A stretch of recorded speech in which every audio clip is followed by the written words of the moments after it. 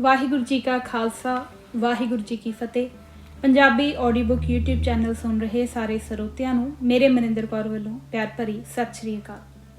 ਕਿਤਾਬ ਡਾਕਟਰ ਅੰਬੇਡਕਰ ਸਿੱਖ ਕਿਉਂ ਨਾ ਬਣ ਸਕੇ, ਦੋਸ਼ੀ ਕੌਣ, ਪੰਨਾ ਨੰਬਰ 54, ਭਾਗ 3। ਮੇਰੀ ਯੋਗਤਾ ਅਤੇ ਮਹਾਨਤਾ ਮੇਰੇ ਧੀਰਜ, ਮਿਹਨਤ ਅਤੇ ਦਿਮਾਗੀ ਤਾਕਤ ਦਾ ਫਲ ਹੈ। ਸਫਾ 100/24। ਮਿਤੀ 8 ਦਸੰਬਰ 1935 ਐਤਵਾਰ ਨੂੰ ਫੋਰਸ ਰੋਡ ਬੰਬੇ ਇੱਕ ਪਬਲਿਕ ਮੀਟਿੰਗ ਕੀਤੀ ਗਈ। ਡਾਕਟਰ ਭੀਮ ਰਾਓ ਅੰਬੇਡਕਰ ਦੁਆਰਾ ਧਰਮ ਬਦਲੀ ਦੇ ਯੋਲਾ 'ਚ ਜਾਣ ਬੁੱਝ ਕੇ ਕੀਤੇ ਗਏ ਐਲਾਨ ਤੋਂ ਬਾਅਦ ਬੰਬੇ ਵਿੱਚ ਇਹ ਪਹਿਲੀ ਮੀਟਿੰਗ ਕੀਤੀ ਜਾ ਰਹੀ ਸੀ। ਇਸ ਮੀਟਿੰਗ ਵਿੱਚ 10,000 ਤੋਂ ਵੱਧ ਅਛੂਤ, 50 ਤੋਂ 75 ਤੱਕ ਮੁਸਲਿਮ ਅਤੇ ਕੁਝ ਈਸਾਈ ਸ਼ਾਮਲ ਸਨ। ਡਾਕਟਰ ਸੋਲੰਕੀ ਨੇ ਮੀਟਿੰਗ ਦੀ ਪ੍ਰਧਾਨਗੀ ਕੀਤੀ। ਮਿਸਟਰ ਸੁਰਬਾ ਟਿਪਨਸ ਦੁਆਰਾ ਇੱਕ ਭਾਸ਼ਣ ਤੋਂ ਬਾਅਦ ਮਿਸਟਰ ਦੇਵ ਰਾਓ ਨਾਇਕ ਨੇ ਜਾਣ ਪਛਾਣ ਬਾਰੇ ਵਿਚਾਰ ਪੇਸ਼ ਕੀਤੇ। ਮਿਸਟਰ ਡੌਂਡੇ ਅਤੇ ਬਾਪੂ ਸਾਹਿਬ ਸਹਾਸਤਰਾ ਬੁੱਢੇ ਵੀ ਹਾਜ਼ਰ ਸਨ। ਜਨਤਾ ਡੇਟਡ 15 ਦਸੰਬਰ 1935। ਡਾਕਟਰ ਭੀਮ ਰਾਓ ਅੰਬੇਡਕਰ ਨੇ ਐਲਾਨ ਕੀਤਾ ਕਿ ਧਰਮ ਬਦਲੀ ਕਰਨ ਦੇ ਮਸਲੇ ਦਾ ਅਗਲੇ ਸਾਲ ਮਹਾਰ ਕਾਨਫਰੰਸ 'ਚ ਪਹਿਲਾਂ ਫੈਸਲਾ ਹੋਵੇਗਾ, ਜਿਹੜਾ ਉਸਨੇ ਪਹਿਲੋਂ ਵਿਚਾਰਿਆ ਹੋਇਆ ਹੈ। ਹੁਣ ਪ੍ਰੈਸ ਵਿੱਚ ਚਿੱਠੀਆਂ ਨਿਕਲ ਰਹੀਆਂ ਸਨ। ਉਹਨਾਂ ਚੋਂ ਵੱਡੀ ਗਿਣਤੀ ਡਾਕਟਰ ਅੰਬੇਡਕਰ ਨੂੰ ਬੁਰੀ ਤਰ੍ਹਾਂ ਨਿੰਦ ਰਹੀ ਸੀ ਅਤੇ ਇੱਕ ਥੋੜੀ ਗਿਣਤੀ ਉਸਦੇ ਕਦਮ ਨੂੰ ਹਵਾ ਦੇ ਰਹੀ ਸੀ। ਐਸੀਆਂ ਚਿੱਠੀਆਂ ਤੇ ਲੇਖਾਂ ਵਿੱਚ ਇੱਕ ਅਰਧ ਸਮਾਜ ਸੁਧਾਰਕ ਦੁਆਰਾ ਗੁੱਸੇ ਵਿੱਚ ਲਿਖਿਆ ਪੱਤਰ ਵੀ ਸੀ ਕਿ ਡਾਕਟਰ ਅੰਬੇਡਕਰ ਜੇਕਰ ਹਿੰਦੂਇਜ਼ਮ ਦੇ ਘੇਰੇ ਵਿੱਚੋਂ ਬਾਹਰ ਗਿਆ, ਫਿੱਕਾ ਪੈ ਕੇ ਵਜੂਦ ਰਹਿਤ ਹੋ ਜਾਵੇਗਾ, ਕਿਉਂਕਿ ਉਹਦੇ ਮੁਤਾਬਕ ਡਾਕਟਰ ਅੰਬੇਡਕਰ ਨੇ ਮਹਾਨਤਾ ਦੀ ਸਿਖਰ ਪ੍ਰਾਪਤ ਕਰ ਲਈ ਹੈ।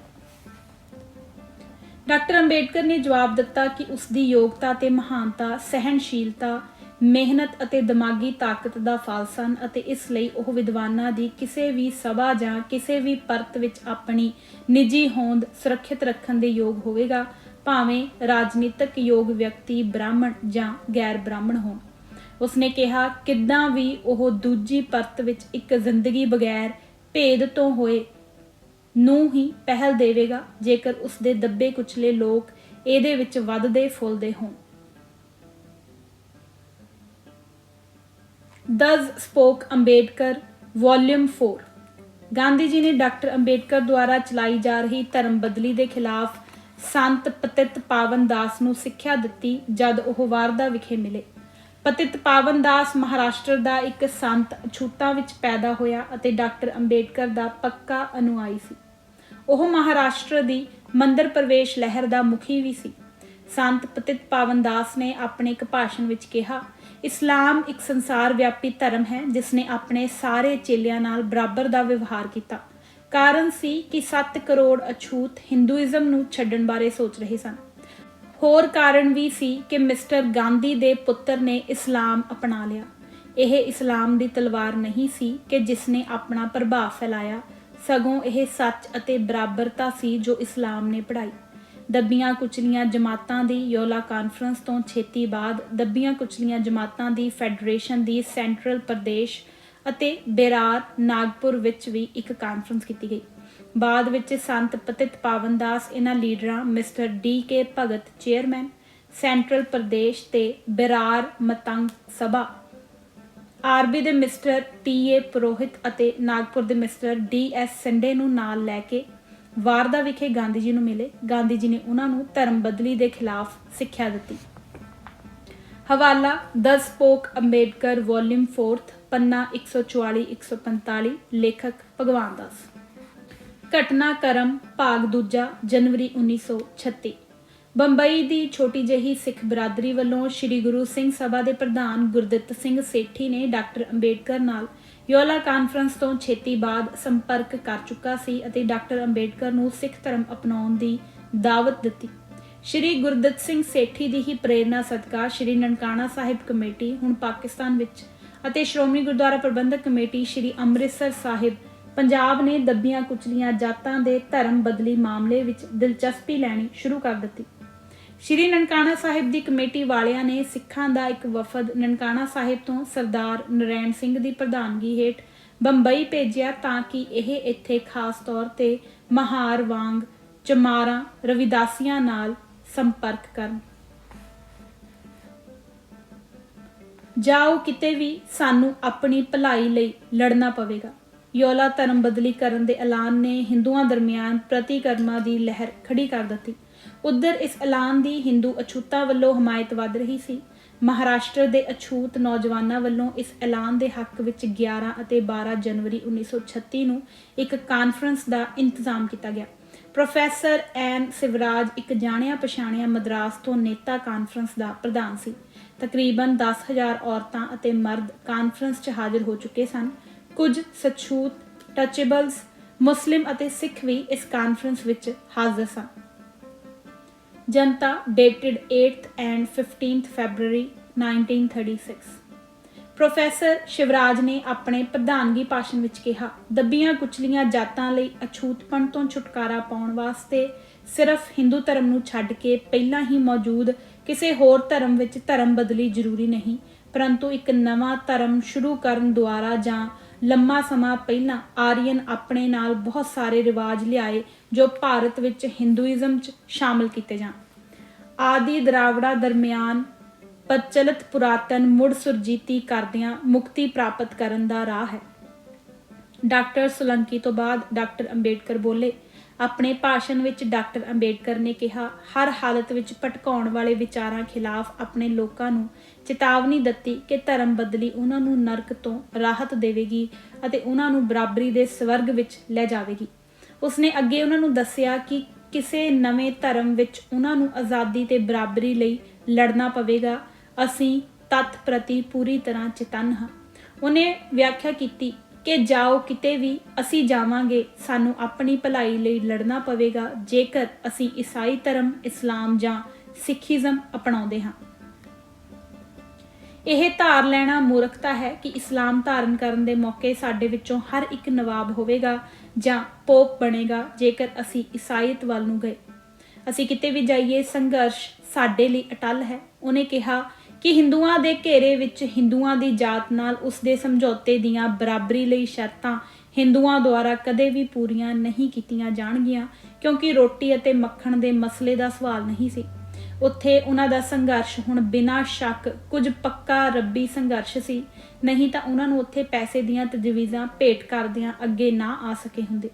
ਨਿਜ਼ਾਮ ਹੈਦਰਾਬਾਦ ਤੋਂ ਇਹ ਕਿਹਾ ਜਾਂਦਾ ਹੈ ਕਿ ਟਕਰਾਅ ਦੀ ਹਾਲਤ ਵਿੱਚ 7 ਕਰੋੜ ਰੁਪਈਆ ਅਤੇ ਰਹਿਣ ਲਈ ਥਾਂ ਦੇਣ ਦਾ ਰਾਗ ਛੋਹਿਆ ਗਿਆ। The Janta 14th April 1951 to the tune of ₹7 crores from conflicting quarters। ਪਰੰਤੂ ਪਰਮਾਤਮਾ ਲਈ ਇਹ ਸੰਭਵ ਨਾ ਹੋਵੇਗਾ, ਉਹਨੇ ਕਿਹਾ। ਗਾਂਧੀ ਜੀ ਦੁਆਰਾ ਅਛੂਤਾਂ ਲਈ ਫੰਡ ਸ਼ੁਰੂ ਕਰਨ ਬਾਰੇ ਉਹਨੇ ਹਵਾਲੇ ਨਾਲ ਕਿਹਾ ਕਿ ਇਹਦਾ ਨਿਸ਼ਾਨਾ ਹਿੰਦੂਆਂ ਦੀ ਜਾਤ ਦੇ ਕੈਂਪ ਵਿੱਚ ਅਛੂਤਾਂ ਨੂੰ ਗੁਲਾਮ ਬਣਾਉਣਾ ਸੀ।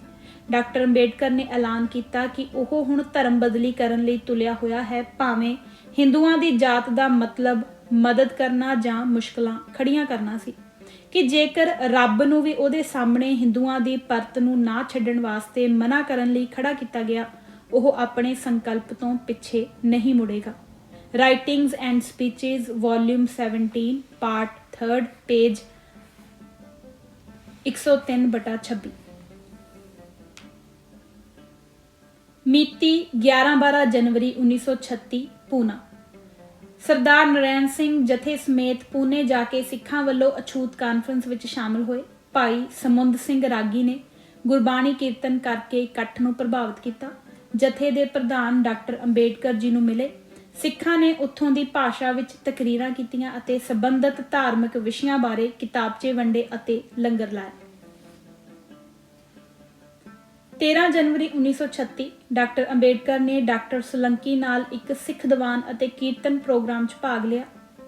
ਹਵਾਲਾ ਗੁਰਤੇਜ ਸਿੰਘ IAS ਦੀ ਪੁਸਤਕ ਸਿੰਘਨਾਦ ਪੰਨਾ 160 ਸਤੰਬਰ 2011 ਦੂਜੀ ਵਾਰ। 25 ਜਨਵਰੀ 1936 ਸ਼੍ਰੀ ਨਰੈਣ ਸਿੰਘ ਪੂਨੇ ਤੋਂ ਜਥੇ ਸਮੇਤ ਵਾਪਸ ਪੰਜਾਬ ਪਰਤਿਆ। ਇਹਨਾਂ ਨਨਕਾਣਾ ਸਾਹਿਬ ਦੀ ਗੁਰਦੁਆਰਾ ਕਮੇਟੀ ਨਾਲ ਵਿਚਾਰ ਵਟਾਂਦਰਾ ਕੀਤਾ ਅਤੇ ਗੁਰੂ ਨਾਨਕ ਸਿੱਖ ਪ੍ਰਚਾਰ ਟਰਸਟ ਕਾਇਮ ਕੀਤਾ। ਮੋਢੀ ਸਿੱਖਾਂ ਨੂੰ ਬਿਨਾਂ ਕਿਸੇ ਧੜੇਬੰਦੀ ਵਿਤਕਰੇ ਦੇ ਸ਼ਾਮਲ ਕੀਤਾ ਗਿਆ। ਪਨਵੇਲ ਦੁਹਰਾਏ ਯੋਲਾ ਅੰਬੇਡਕਰ ਨੇ ਨਿਯਤ ਕਾਨਫਰੰਸ ਦੀ ਪ੍ਰਧਾਨਗੀ ਕਰਨੀ। ਸਾਡੇ ਪੱਤਰਕਾਰ ਵੱਲੋਂ ਥਾਣਾ ਫਰਵਰੀ 26, 1936। ਦੱਬੀਆਂ ਕੁਚਲੀਆਂ ਜਾਤਾਂ ਦੱਖਣੀ ਡਿਵੀਜ਼ਨ ਦੇ ਥਾਣਾ ਜ਼ਿਲ੍ਹੇ ਅਤੇ ਕੋਲਾਬਾ ਜ਼ਿਲ੍ਹੇ ਦੇ ਡਿਵੀਜ਼ਨ ਦੀ ਇੱਕ ਕਾਨਫਰੰਸ ਮਿਤੀ 29 ਫਰਵਰੀ 1936 ਅਤੇ 1 ਮਾਰਚ 1936 ਨੂੰ ਪਨਵੇਲ ਵਿਖੇ ਹੋਵੇਗੀ। ਪ੍ਰਧਾਨਗੀ ਕਰਦਿਆਂ ਡਾਕਟਰ ਭੀਮ ਰਾਓ ਅੰਬੇਡਕਰ ਨੇ ਕਿਹਾ, ਉੱਥੇ ਹਰ ਗੱਲ ਦੀ ਸੰਭਾਵਨਾ ਹੈ ਕਿ ਹਿੰਦੂ ਧਰਮ ਦੇ ਬਦਲੀਕਰਨ ਦੇ ਸਬੰਧ ਵਿੱਚ ਜਿਹੜਾ ਮਤਾ ਯੋਲਾ ਕਾਨਫਰੰਸ ਵਿੱਚ ਪਾਸ ਕੀਤਾ ਗਿਆ ਸੀ, ਇਸ ਕਾਨਫਰੰਸ ਵਿੱਚ ਸਵਾਗਤ ਕਰਦੇ ਹੋਏ ਜ਼ਰੂਰ ਧਿਆਨ ਖਿੱਚੇਗਾ। ਕਾਨਫਰੰਸ ਦੀ ਸਫਲਤਾ ਲਈ ਤਿਆਰੀਆਂ ਜ਼ੋਰਾਂ ਤੇ ਹਨ। The Bombay chronicle dated 28 Feb 1936, ਸਫਾ 140, source material volume 1। Doctor Ambedkar ਦੀ ਪਬਲਿਕ ਮੀਟਿੰਗ 195 ਅਹਿਦ ਨਗਰ ਫਰਵਰੀ 15 1936। ਅਹਿਮਦ ਨਗਰ ਵਿੱਚ ਮਿਤੀ 11 ਫਰਵਰੀ 1936 ਨੂੰ ਇੱਕ ਪਬਲਿਕ ਮੀਟਿੰਗ ਕੀਤੀ ਗਈ। ਡਾਕਟਰ ਅੰਬੇਡਕਰ ਨੇ ਪ੍ਰਧਾਨਗੀ ਕੀਤੀ ਅਤੇ ਲਗਭਗ 700 ਵਿਅਕਤੀ ਹਾਜ਼ਰ ਸਨ।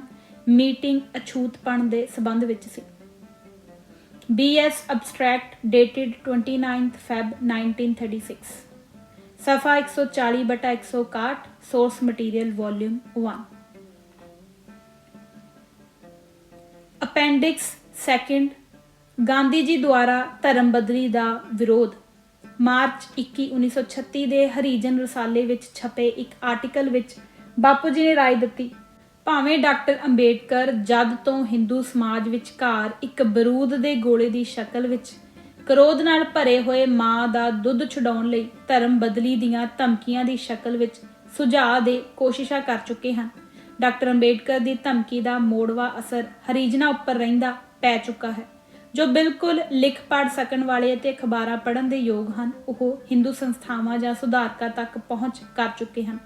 ਨੌਕਰੀਆਂ ਲਈ ਇੱਕ ਮੰਗ ਨਾਲ, ਵਜ਼ੀਫਾ ਜਾਂ ਪਸੰਦ ਦੇ ਸਾਥ ਨਾਲ ਜਾਣ ਤੇ ਇਸ ਦੇ ਬਿਆਨ ਕੀ ਨਾ ਕਰਨ ਦੀ ਹਾਲਤ ਵਿੱਚ ਲਿਖਾਰੀ ਨੂੰ ਦੂਸਰਾ ਧਰਮ ਤਬਦੀਲ ਕਰਨ ਉਸ ਵਿਸ਼ਵਾਸ ਦੇ ਨੁਮਾਇੰਦਿਆਂ ਦੀ ਤਰਫ ਤੋਂ ਭੇਟ ਕਰ ਚੁੱਕੇ ਹੋਇਆਂ ਦਾ ਅਹਿਸਾਨ ਕਰਨਾ ਚਾਹੀਦਾ ਹੈ।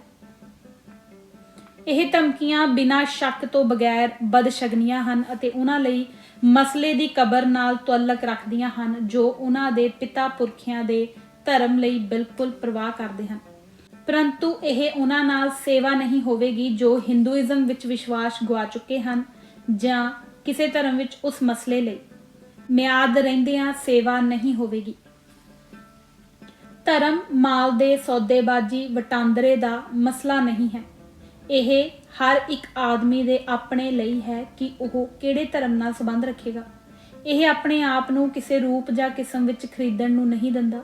ਜੇਕਰ ਅਜਿਹਾ ਇੱਕ ਪ੍ਰਭਾਵ ਚੜ੍ਹਦੀ ਕਲਾ ਦੀਆਂ ਚੀਜ਼ਾਂ ਦੇ ਸੰਬੰਧ ਵਿੱਚ ਵਰਤਿਆ ਜਾ ਸਕਦਾ, ਧਰਮ ਸਿਰਫ ਇੱਕ ਵਿਅਕਤੀ ਦੇ ਆਪਣੇ ਖੂਨ ਨਾਲ ਖਰੀਦਿਆ ਜਾ ਸਕਦਾ ਹੈ।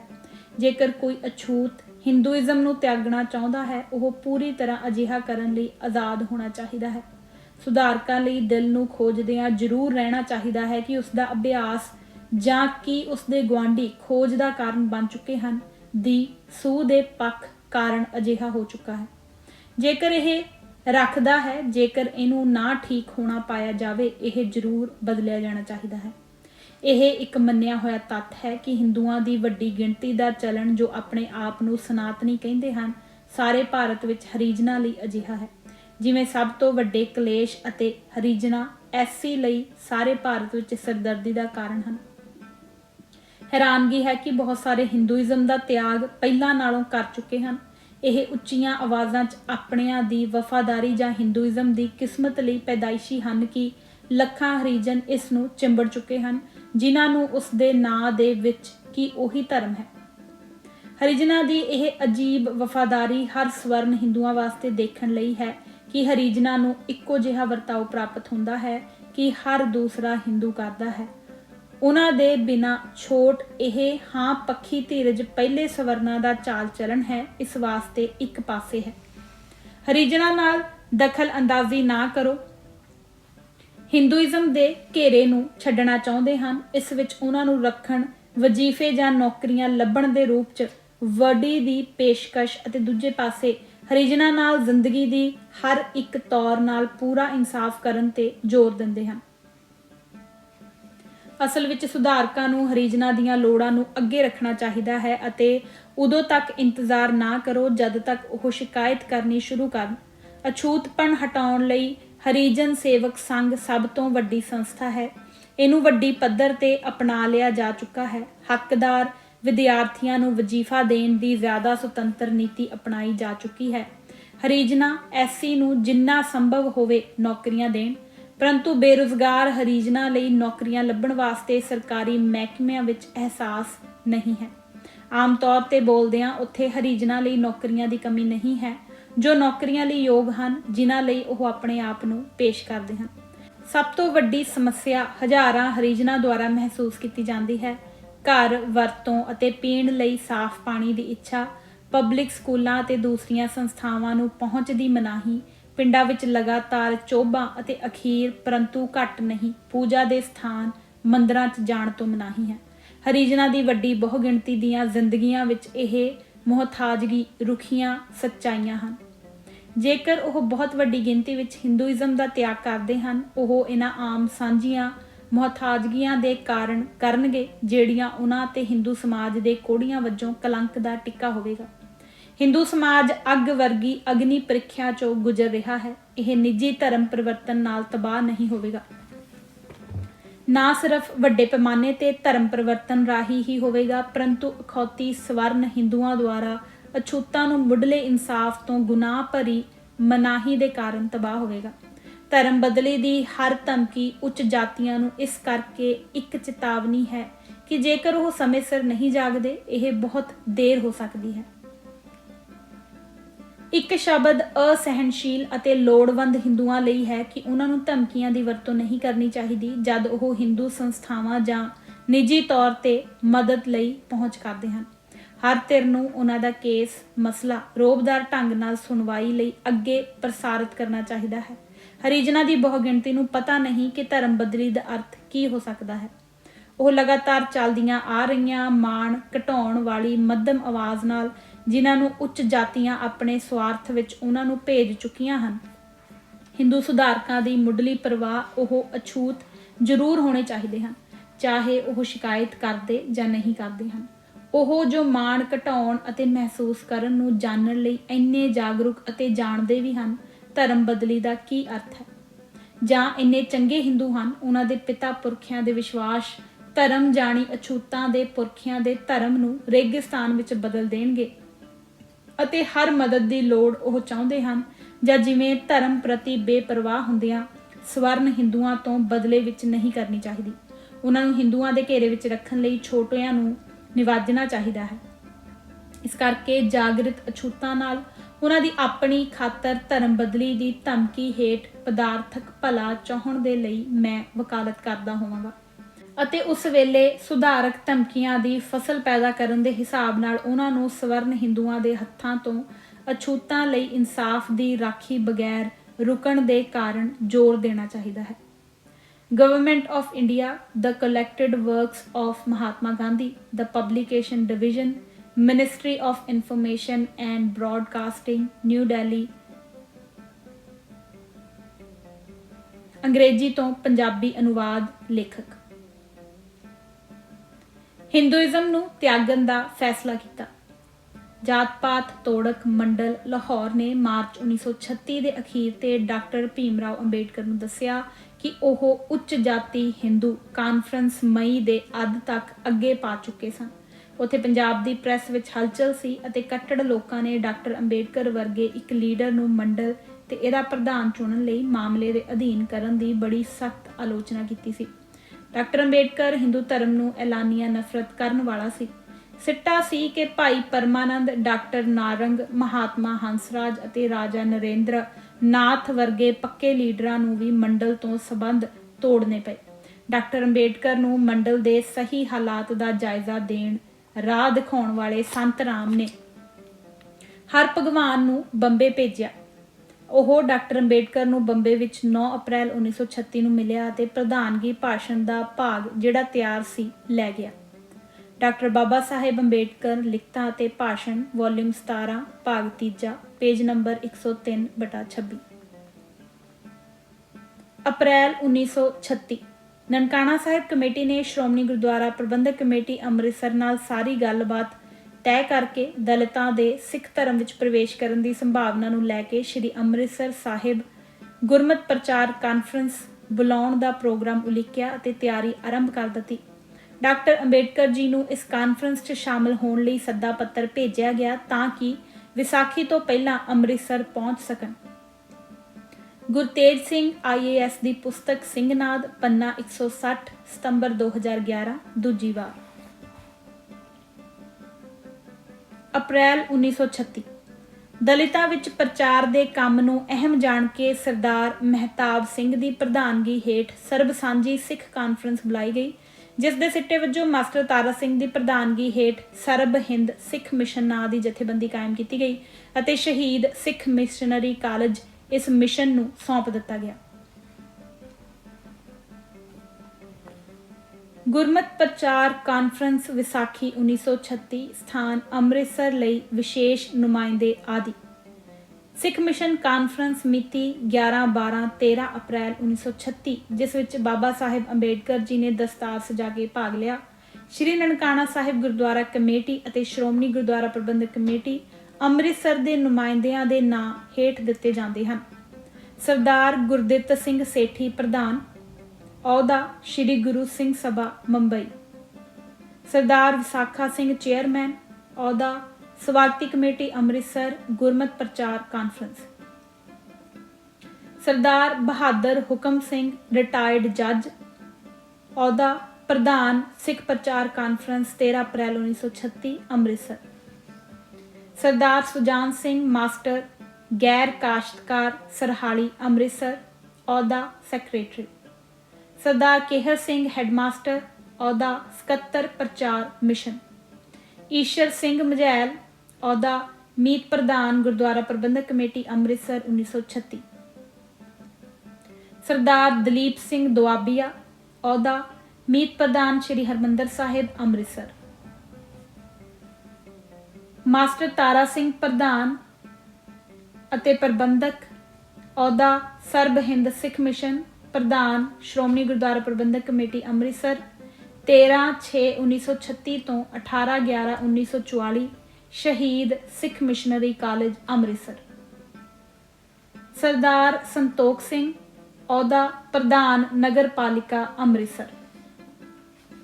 ਸਰਦਾਰ ਨਰੈਣ ਸਿੰਘ ਸਕੱਤਰ ਪੰਜਾਬ ਤੋਂ ਬੰਬੇ ਜਾਣ ਵਾਲੇ ਜਥੇ ਦਾ ਪ੍ਰਧਾਨ, ਅਹੁਦਾ ਮੈਨੇਜਰ ਸ਼੍ਰੀ ਨਨਕਾਣਾ ਸਾਹਿਬ ਗੁਰਦੁਆਰਾ ਕਮੇਟੀ ਲਾਹੌਰ ਪੰਜਾਬ। ਸਰਦਾਰ ਆਤਮਾ ਸਿੰਘ ਲਾਹੌਰ ਕਪੂਰਥਲਾ, ਅਹੁਦਾ ਸ਼੍ਰੀ ਨਨਕਾਣਾ ਸਾਹਿਬ ਕਮੇਟੀ ਲਾਹੌਰ। ਬਾਵਾ ਹਰਕਿਸ਼ਨ ਸਿੰਘ, ਅਹੁਦਾ ਪ੍ਰਿੰਸੀਪਲ ਖਾਲਸਾ ਕਾਲਜ ਗੁਜਰਾਵਾਲਾ। ਸਰਦਾਰ ਕਸ਼ਮੀਰਾ ਸਿੰਘ, ਅਹੁਦਾ ਪ੍ਰਿੰਸੀਪਲ ਗੁਰੂ ਨਾਨਕ ਕਾਲਜ ਦਾਦਰ ਬੰਬਈ।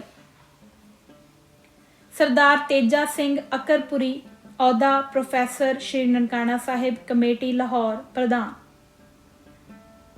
ਸਰਦਾਰ ਜੋਗਿੰਦਰ ਸਿੰਘ, ਅਹੁਦਾ ਵਿਸ਼ੇਸ਼ ਬੁਲਾਰਾ। ਸਰਦਾਰ ਅਮਰ ਸਿੰਘ, ਅਹੁਦਾ ਅਖਬਾਰ ਸ਼ੇਰੇ ਪੰਜਾਬ ਦਫ਼ਤਰ ਲਾਹੌਰ। ਸਰਦਾਰ ਮਹਿਤਾਬ ਸਿੰਘ, ਅਹੁਦਾ ਪ੍ਰਧਾਨ ਸਰਬ ਸਾਂਝੀ ਸਿੱਖ ਕਾਨਫਰੰਸ। ਪ੍ਰਤਾਪ ਸਿੰਘ ਸ਼ੰਕਰ ਨੇੜੇ ਨਕੋਦਰ, ਅਹੁਦਾ ਪ੍ਰਧਾਨ ਸ਼੍ਰੋਮਣੀ ਗੁਰਦੁਆਰਾ ਪ੍ਰਬੰਧਕ ਕਮੇਟੀ ਅੰਮ੍ਰਿਤਸਰ 19/10/1933 ਤੋਂ 12/6/1936। ਸਰਦਾਰ ਉੱਜਲ ਸਿੰਘ ਅੰਮ੍ਰਿਤਸਰ। ਸਰਦਾਰ ਉਦਮ ਸਿੰਘ ਨਾਗੋਕੇ ਜਥੇਦਾਰ ਪਿੰਡ ਨਾਗੋਕੇ ਅੰਮ੍ਰਿਤਸਰ। ਸਰਦਾਰ ਸੁੰਦਰ ਸਿੰਘ ਮਜੀਠੀਆ ਮਜੀਠਾ ਅੰਮ੍ਰਿਤਸਰ। ਬਾਬਾ ਪ੍ਰਤਾਪ ਸਿੰਘ ਨਾਮਧਾਰੀ ਨਵੀਂ ਦਿੱਲੀ। ਡਾਕਟਰ ਭੀਮ ਰਾਓ ਅੰਬੇਡਕਰ ਜੀ ਰਾਜਗ੍ਰਹਿ ਬੰਬੇ ਦਾਦਰ। ਗਿਆਨੀ ਗੁਰਮੁਖ ਸਿੰਘ ਮੁਸਾਫਰ ਪੰਜਾਬ ਆਦਿ। ਉਪਰੋਕਤ ਸੂਚੀ ਸਰਦਾਰ ਨਰੈਣ ਸਿੰਘ ਦੀ ਪੁਸਤਕ ਕਿਉਂ ਕੀਤੋ ਵਿਸਾ, ਸਰਦਾਰ ਈਸਰ ਸਿੰਘ ਮਝੈਲ, ਪਹਿਲਾ ਅਭਿਨੰਦਨ ਗ੍ਰੰਥ, ਦੂਜਾ ਸਿੰਘਨਾਦ ਗੁਰਤੇਜ ਸਿੰਘ ਸਾਬਕਾ IAS ਅਤੇ ਤੀਜਾ writing and ਸਪੀਚਿਸ of Baba Sahib Ambedkar volume 17 part 3 ਦੇ ਪੰਨਾ 103/26 ਚ ਮੌਜੂਦ ਲਿਖਤਾਂ ਦੇ ਆਧਾਰ ਤੇ ਦਿੱਤੀ ਗਈ ਹੈ। ਡਾਕਟਰ ਭੀਮ ਰਾਓ ਅੰਬੇਡਕਰ ਸਿੱਖ ਮਿਸ਼ਨ ਕਾਨਫਰੰਸ ਵਿੱਚ ਸ਼ਾਮਲ ਹੋਣ ਲਈ ਵੀ ਮਿਤੀ 10 ਅਪ੍ਰੈਲ 1936 ਨੂੰ ਬੰਬੇ ਤੋਂ ਅੰਮ੍ਰਿਤਸਰ ਲਈ ਰਵਾਨਾ। ਸਿੱਖ ਕਾਨਫਰੰਸ ਵਿੱਚ ਸਿੱਖ ਅਤੇ ਪੰਜਾਬ केरला, उत्तर प्रदेश ਅਤੇ ਸੈਂਟਰਲ ਪ੍ਰਦੇਸ਼ ਤੋਂ ਦੱਬੀਆਂ ਕੁਚਲੀਆਂ ਜਾਤਾਂ ਬਹੁਤ ਵੱਡੀ ਗਿਣਤੀ ਵਿੱਚ ਸ਼ਾਮਲ ਹੋਏ। ਕਾਨਫਰੰਸ ਦੀ ਪ੍ਰਧਾਨਗੀ ਇੱਕ ਰਿਟਾਇਰਡ ਜ਼ਿਲ੍ਹਾ ਜੱਜ ਦੁਆਰਾ ਕੀਤੀ ਗਈ ਅਤੇ ਸਵਾਗਤੀ ਕਮੇਟੀ ਦਾ ਚੇਅਰਮੈਨ ਸਰਦਾਰ ਵਿਸਾਖਾ ਸਿੰਘ ਸੀ। ਪ੍ਰਧਾਨ ਅਤੇ ਚੇਅਰਮੈਨ ਨੇ ਆਪਣੇ ਭਾਸ਼ਣਾਂ ਵਿੱਚ ਦੱਬੀਆਂ ਕੁਚਲੀਆਂ ਜਾਤਾਂ ਦੀ ਹਾਲਤ ਸੁਧਾਰਨ ਲਈ ਗੰਭੀਰ ਮਿਸ਼ਨਰੀ ਕੰਮ ਦੀ ਲੋੜ ਤੇ ਜ਼ੋਰ ਦਿੱਤਾ। ਡਾਕਟਰ ਭੀਮ ਰਾਓ ਅੰਬੇਡਕਰ ਨੇ ਕਾਨਫਰੰਸ ਨੂੰ ਸੰਬੋਧਨ ਕਰਦਿਆਂ ਸਿੱਖਾਂ ਦਰਮਿਆਨ ਬਰਾਬਰੀ ਦੇ ਅਸੂਲਾਂ ਦੀ ਆਪਣੀ ਇੱਛਾ ਜ਼ਾਹਰ ਕੀਤੀ ਅਤੇ ਕਿਹਾ ਕਿ ਉਸਨੇ ਅਜੇ ਆਪਣਾ ਮਨ ਨਹੀਂ ਬਣਾਇਆ, ਚਾਹੇ ਉਹ ਹਿੰਦੂਇਜ਼ਮ ਨੂੰ ਤਿਆਗ ਦੇਣ ਦਾ ਫੈਸਲਾ ਕਰ ਚੁੱਕਾ ਸੀ। ਸਰ ਜੋਗਿੰਦਰਾ ਸਿੰਘ ਇੱਕ ਦੂਸਰੇ ਬੁਲਾਰੇ ਨੇ ਮਿਸ਼ਨਰੀ ਕੰਮ ਲਈ ਵਿਸ਼ਵਾਸ ਪੈਦਾ ਕਰਨ ਦੀ ਲੋੜ ਤੇ ਜ਼ੋਰ ਦਿੱਤਾ ਅਤੇ ਉਦੇਸ਼ ਪੂਰਤੀ ਲਈ ਫੰਡਾਂ ਵਾਸਤੇ ਅਪੀਲ ਕੀਤੀ।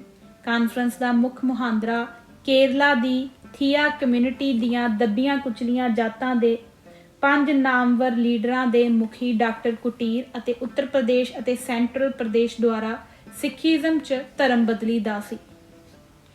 ਬਾਬਾ Sahib Ambedkar volume and speeches, volume 17, part 3, page 103/20। 10 ਅਪ੍ਰੈਲ 1936 ਡਾਕਟਰ ਬਾਬਾ ਸਾਹਿਬ ਭੀਮ ਰਾਓ ਅੰਬੇਡਕਰ ਜੀ ਅੰਮ੍ਰਿਤਸਰ ਲਈ ਬੰਬਈ ਤੋਂ ਸਿੱਖ ਮਿਸ਼ਨ ਕਾਨਫਰੰਸ ਅੰਮ੍ਰਿਤਸਰ ਜੋ ਅਪ੍ਰੈਲ 11, 12, 13 ਅਤੇ 14 ਅਪ੍ਰੈਲ 1936 ਨੂੰ ਹੋਣੀ ਨਿਯਤ ਹੋ ਚੁੱਕੀ ਸੀ ਵਿੱਚ ਭਾਗ ਲੈਣ ਲਈ ਰਵਾਨਾ ਹੋਏ। ਸਰਦਾਰ ਵਿਸਾਖਾ ਸਿੰਘ ਉਪਰੋਕਤ ਕਾਨਫਰੰਸ ਦੇ ਪ੍ਰਧਾਨ ਸਨ।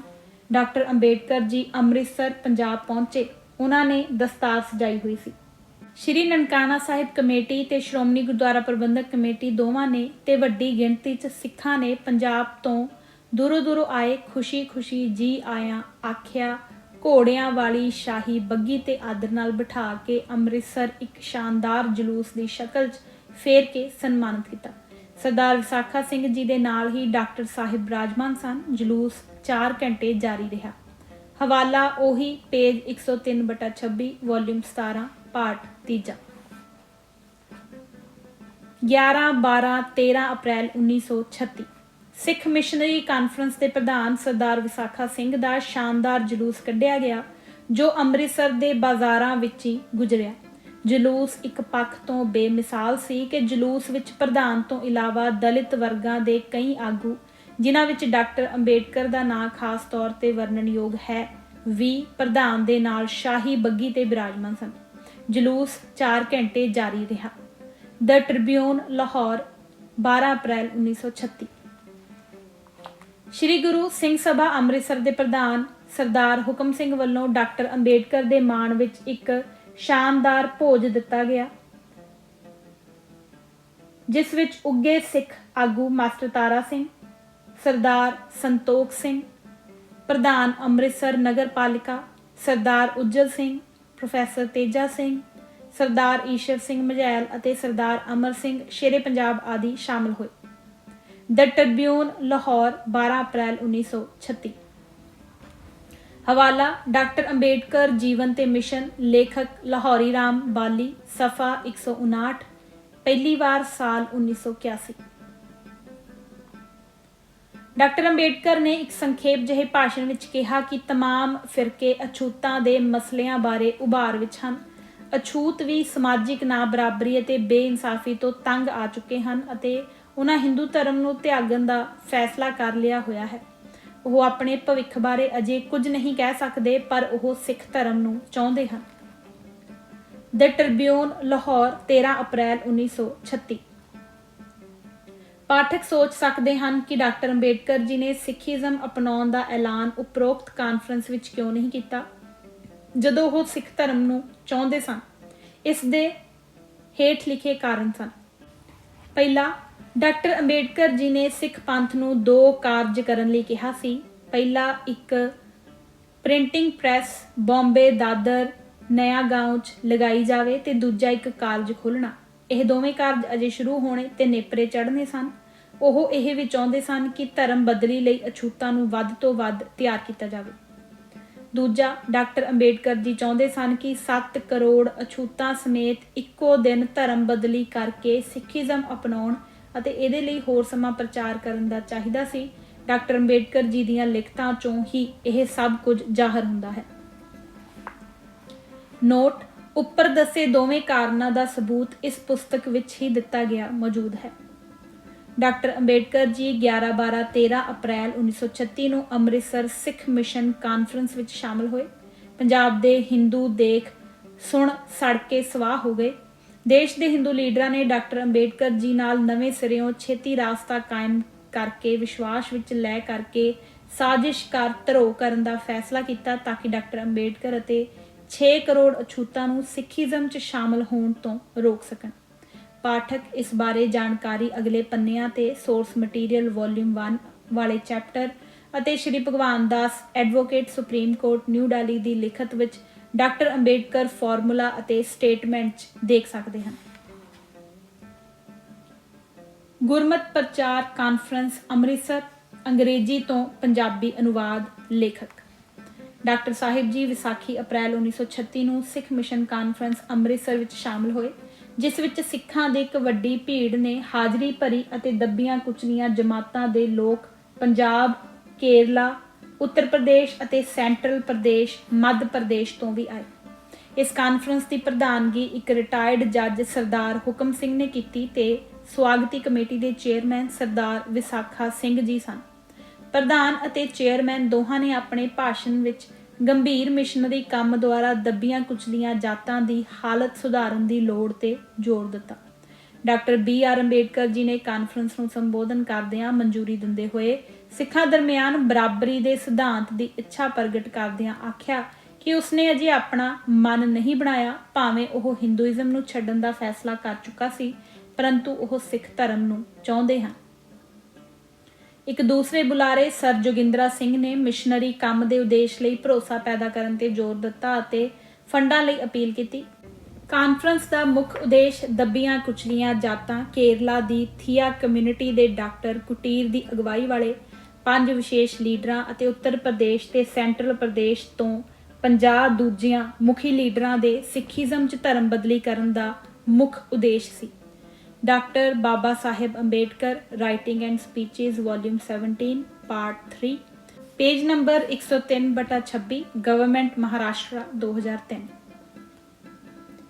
ਗੁਰਮਤਿ ਪ੍ਰਚਾਰ ਕਾਨਫਰੰਸ ਅੰਮ੍ਰਿਤਸਰ 'ਚ ਬਾਬਾ ਹਰਕ੍ਰਿਸ਼ਨ ਸਿੰਘ ਪ੍ਰਿੰਸੀਪਲ ਖਾਲਸਾ ਕਾਲਜ ਗੁਜਰਾਂਵਾਲਾ ਨੇ ਅੰਗਰੇਜ਼ੀ ਵਿੱਚ ਤਕਰੀਰ ਕੀਤੀ ਤਾਂ ਕਿ ਡਾਕਟਰ ਅੰਬੇਡਕਰ ਜੀ ਤੇ ਦੇਸ਼ ਦੇ ਬਾਕੀ ਹਿੱਸਿਆਂ 'ਚੋਂ ਆਏ ਮਹਿਮਾਨਾਂ ਲਈ ਸਹੂਲਤ ਰਹੇ, ਜੋ ਕਾਫੀ ਅਸਰਦਾਰ ਰਹੀ।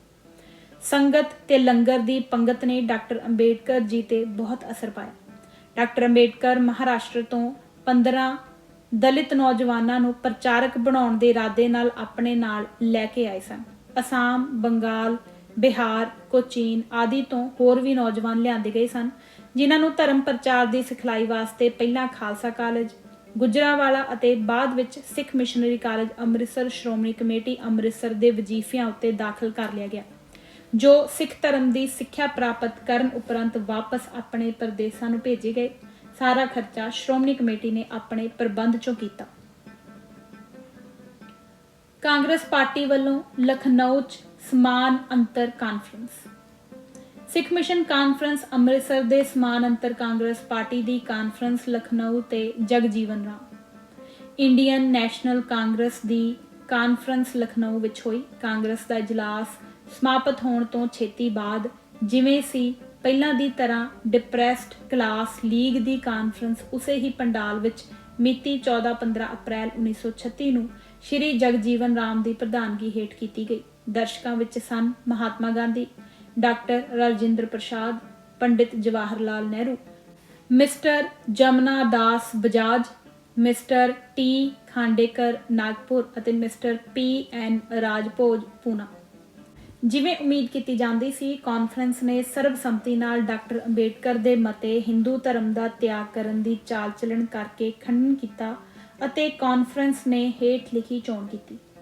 ਪਹਿਲਾ ਰਾਓ ਬਹਾਦਰ MC ਰਾਜਾ ਪ੍ਰਧਾਨ, ਦੂਜਾ mister GA Gavai MLC president, ਤੀਜਾ PN ਰਾਜਭੋਜ ਜਨਰਲ ਸੈਕਟਰੀ। ਬਹੁਤ ਸਾਰੇ ਮਤੇ ਡਾਕਟਰ ਅੰਬੇਡਕਰ ਦੇ ਯੋਲਾ ਐਲਾਨਨਾਮੇ ਦੀ ਨਿਖੇਧੀ ਕਰਦਿਆਂ ਪਾਸ ਕੀਤੇ ਗਏ। ਮਿਸਟਰ ਜਗਜੀਵਨ ਰਾਮ ਬਿਹਾਰ ਤੋਂ ਕਾਂਗਰਸ ਦਾ ਇੱਕ ਸਧਾਰਨ ਮੈਂਬਰ ਸੀ। ਉਸ ਨੂੰ ਇੱਕ ਹਿੰਦੂ ਸੰਸਥਾਨ ਵਿੱਚ ਪੜ੍ਹਾਇਆ ਗਿਆ ਸੀ।